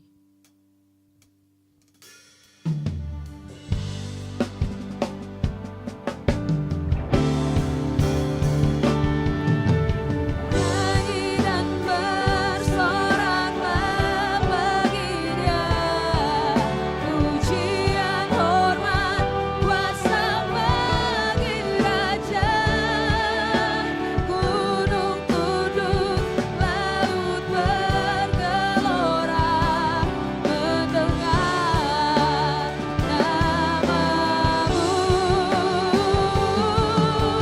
Ku bersuka atas perbuatanmu, selamanya ku kasih Engkau Tuhan. Tiada janji seperti yang ada padamu. Mari angkat tanganmu di hadapan Tuhan, nyatakan.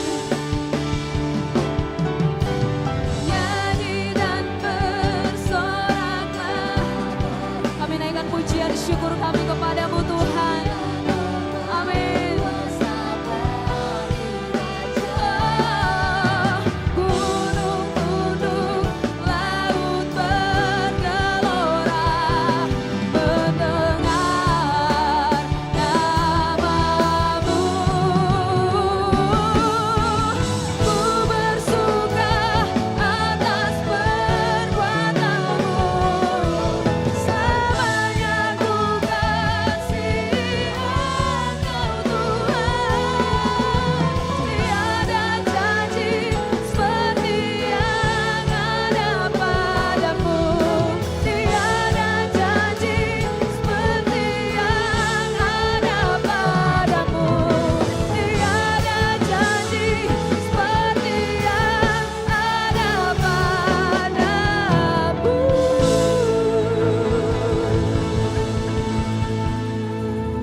Mari kita berdoa. Bapa, kami bersyukur Tuhan malam hari ini, terima kasih buat lawatan Tuhan dalam kehidupan kami. Terima kasih Bapa yang baik, kami boleh datang di tempat ini Tuhan, memuji dan menyembah Tuhan di tempat ini, memuliakan Tuhan di tempat ini. Biarlah Tuhan Yesus kehidupan kami terus mempermuliakan nama Tuhan. Bahkan ibadah kami malam hari ini adalah ibadah yang mengandung janji Tuhan, adalah ibadah yang memuliakan Tuhan. Nama Tuhan ditinggikan, nama Tuhan diagungkan melalui setiap ibadah kami malam hari ini Bapa. Terima kasih Tuhan, terima kasih Bapa yang baik. Terpuji nama Bapa di sorga. Berdoa terus Tuhan buat setiap para pelayan Tuhan yang mengambil bagian malam hari ini Tuhan dalam pelayanan. Biarlah Tuhan Kau terus urapi lebih dalam lagi Bapa. Biarlah setiap talenta demi talenta yang Tuhan anugerahkan buat setiap para pelayan Tuhan malam hari ini, mereka pakai terus memuji memuliakan Tuhan dalam kehidupan mereka dimanapun mereka berada Bapa. Terima kasih Tuhan, terima kasih Bapa yang baik. Bahkan hamba-Mu Tuhan yang memberitakan firman Tuhan malam hari ini, biarlah kekuatan yang daripada Tuhan, hikmat pengurapan yang daripada Tuhan. Lebih lagi Tuhan Kau nyatakan dalam kehidupan hamba-Mu, biarlah dimanapun hamba-Mu memberitakan firman Tuhan, ada kuasa Tuhan dinyatakan dinyatakan, ada mujizat Tuhan dinyatakan, bahkan ada jiwa-jiwa yang dimenangkan bagi kemuliaan bagi nama Tuhan. Terima kasih Tuhan, terima kasih Bapa yang baik. Berdoa Tuhan buat setiap seluruh jemaat Tuhan yang hadir malam hari ini Bapa. Berkati terus setiap jemaat Tuhan yang hadir malam hari ini, mulai dari orang tua, anak-anak Tuhan, bahkan anak-anak mudamu yang hadir malam hari Tuhan Yesus. Dalam pengurapan yang daripada Tuhan terus Engkau limpahkan buat setiap kami yang hadir malam hari ini Bapa, dalam pekerjaan kami, dalam perkuliahan kami, dalam sekolah kami, dalam pendidikan kami, dalam apapun kami Tuhan, kami terus bertaruhkan kehidupan kami ke dalam tangan kasih-Mu yang kuat. Biarlah Tuhan yang terus lindungi kami, Tuhan yang terus memelihara kami, kemanapun kami pergi, dimanapun kami berada, ada tangan Tuhan yang menopang kami, ada kekuatan yang daripada Tuhan terus menaungi kehidupan kami Bapa. Sehingga Tuhan panah api dari si jahat tidak akan mengganggu kehidupan kami, karena kami percaya kami berjalan bersama dengan Tuhan Yesus. Terima kasih Tuhan, terima kasih Bapa yang baik. Terpuji nama-Mu Bapa di sorga. Kami mau terus berdoa buat orang tua kami di tempat ini, Ibu Gembala kami Tuhan, dalam masa tuanya biarlah ada terus topangan daripada Tuhan. Kami topang Ibu Gembala kami di dalam doa Tuhan. Biarlah kekuatan kesehatan Kau limpahkan buat kehidupan Ibu Gembala kami Tuhan. Biarlah Tuhan sukacita damai sejahtera terus mengalir dalam kehidupan Ibu Gembala kami. Berkati setiap aktivitasnya bahkan kesehariannya Tuhan. Biarlah Tuhan yang terus memelihara melindungi Bapa. Terima kasih Tuhan, terima kasih Bapa yang baik. Kami mau terus serahkan Tuhan buat acara Gol Sisi Tuhan di tanggal 5 nanti kami serahkan ke dalam tangan kasih-Mu. Biarlah Tuhan yang terus memberkati. Bahkan kami berdoa buat cuaca Tuhan. Kami berdoa biarlah Tuhan yang memberikan cuaca yang terbaik. Hingga Tuhan acara kami dapat berjalan dengan baik. Berjalan dengan sesuai kehendak Tuhan Yesus. Terima kasih Bapa yang baik. Berkati juga setiap Tuhan gedung yang akan kami tempati nantinya Tuhan. Jauhkan dari segala Tuhan kejahatan, bahkan biarlah setiap gedung kami terus dilindungi, dipelihara oleh Tuhan Yesus. Terima kasih Tuhan, terima kasih Bapa yang baik.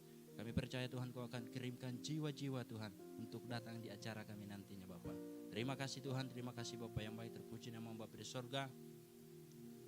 Kami mau terus berdoa Tuhan buat gereja kami di tempat ini. Biarlah keberadaan gereja kami di tempat ini tidak menjadi batu sandungan buat orang-orang yang di sekitar kami Tuhan. Tetapi gereja kami berada di tempat ini semata-mata menjadi berkat Tuhan. Menjadi jawaban buat orang-orang yang di sekitar kami di tempat ini. Biarlah lewat gereja kami Tuhan akan semakin banyak jiwa-jiwa yang mengenal Engkau. Akan semakin banyak jiwa-jiwa yang dimenangkan bagi kemuliaan bagi nama Tuhan Yesus. Terima kasih Tuhan, terima kasih Bapa yang baik. Terpuji nama Bapa di sorga. Biarlah Tuhan kami terus berdoa buat kota Makassar, Kau lawat kota Makassar Tuhan. Kota Makassar dipenuhi kemuliaan Tuhan. Ada pertobatan terjadi di atas kota ini Tuhan. Keamanan terjadi di atas kota ini di dalam nama Tuhan Yesus. Terima kasih Tuhan, terima kasih Bapa yang baik. Tak lupa kami berdoa buat bangsa kami Tuhan, bangsa Indonesia. Kami serahkan ke dalam tangan kasih-Mu. Ada lawatan Tuhan, ada hujan pertobatan terjadi di atas bangsa ini. Berkati setiap pemerintah yang ada, pemimpin-pemimpin yang ada Bapa. Keamanan di atas bangsa kami berdoa di dalam nama Tuhan Yesus. Biarlah Tuhan yang terus memberkati Bapa. Terima kasih Tuhan, terima kasih Bapa yang baik. Terpuji nama Bapa di sorga. Kamu terus berdoa Tuhan buat kegiatan kami selama sepekan yang akan kami lewati ke depannya Tuhan. Kami berdoa akan menyerahkan kehidupan kami ke dalam tangan kasih-Mu. Biarlah kami terus berjalan dalam kebenaran firman Tuhan. Ajar kami Tuhan untuk terus berjalan di dalam kasih naungan sayap-Mu Tuhan Yesus. Terima kasih Tuhan, terima kasih Bapa yang baik. Sempurnakan doa kami Tuhan. Ampuni pelanggaran kami Tuhan. Jika kami menyakiti hati Tuhan, bahkan jika kami menyakiti orang-orang yang di sekitar kami menyakiti orang tua kami, ampuni kami. Sucikan kami, kuduskan kami di hadapan-Mu Tuhan. Bahkan terima kasih Tuhan buat tubuh dan darah Kristus yang kami terima malam hari ini. Biarlah kehidupan kami terus semakin mempermuliakan Tuhan dalam kehidupan kami Bapa. Terima kasih Tuhan, terima kasih Bapa yang baik. Ampuni pelanggaran kami Tuhan, ampuni dosa kami. Ini doa ucapan syukur kami yang telah kami bawa di dalam nama Tuhan Yesus. Itulah Tuhan dan Juru Selamat kami yang hidup, yang telah mengajar kami berdoa bersama-sama demikian. Bapa kami yang di sorga, dikuduskanlah nama-Mu, datanglah kerajaan-Mu, jadilah kehendak-Mu di bumi seperti di surga.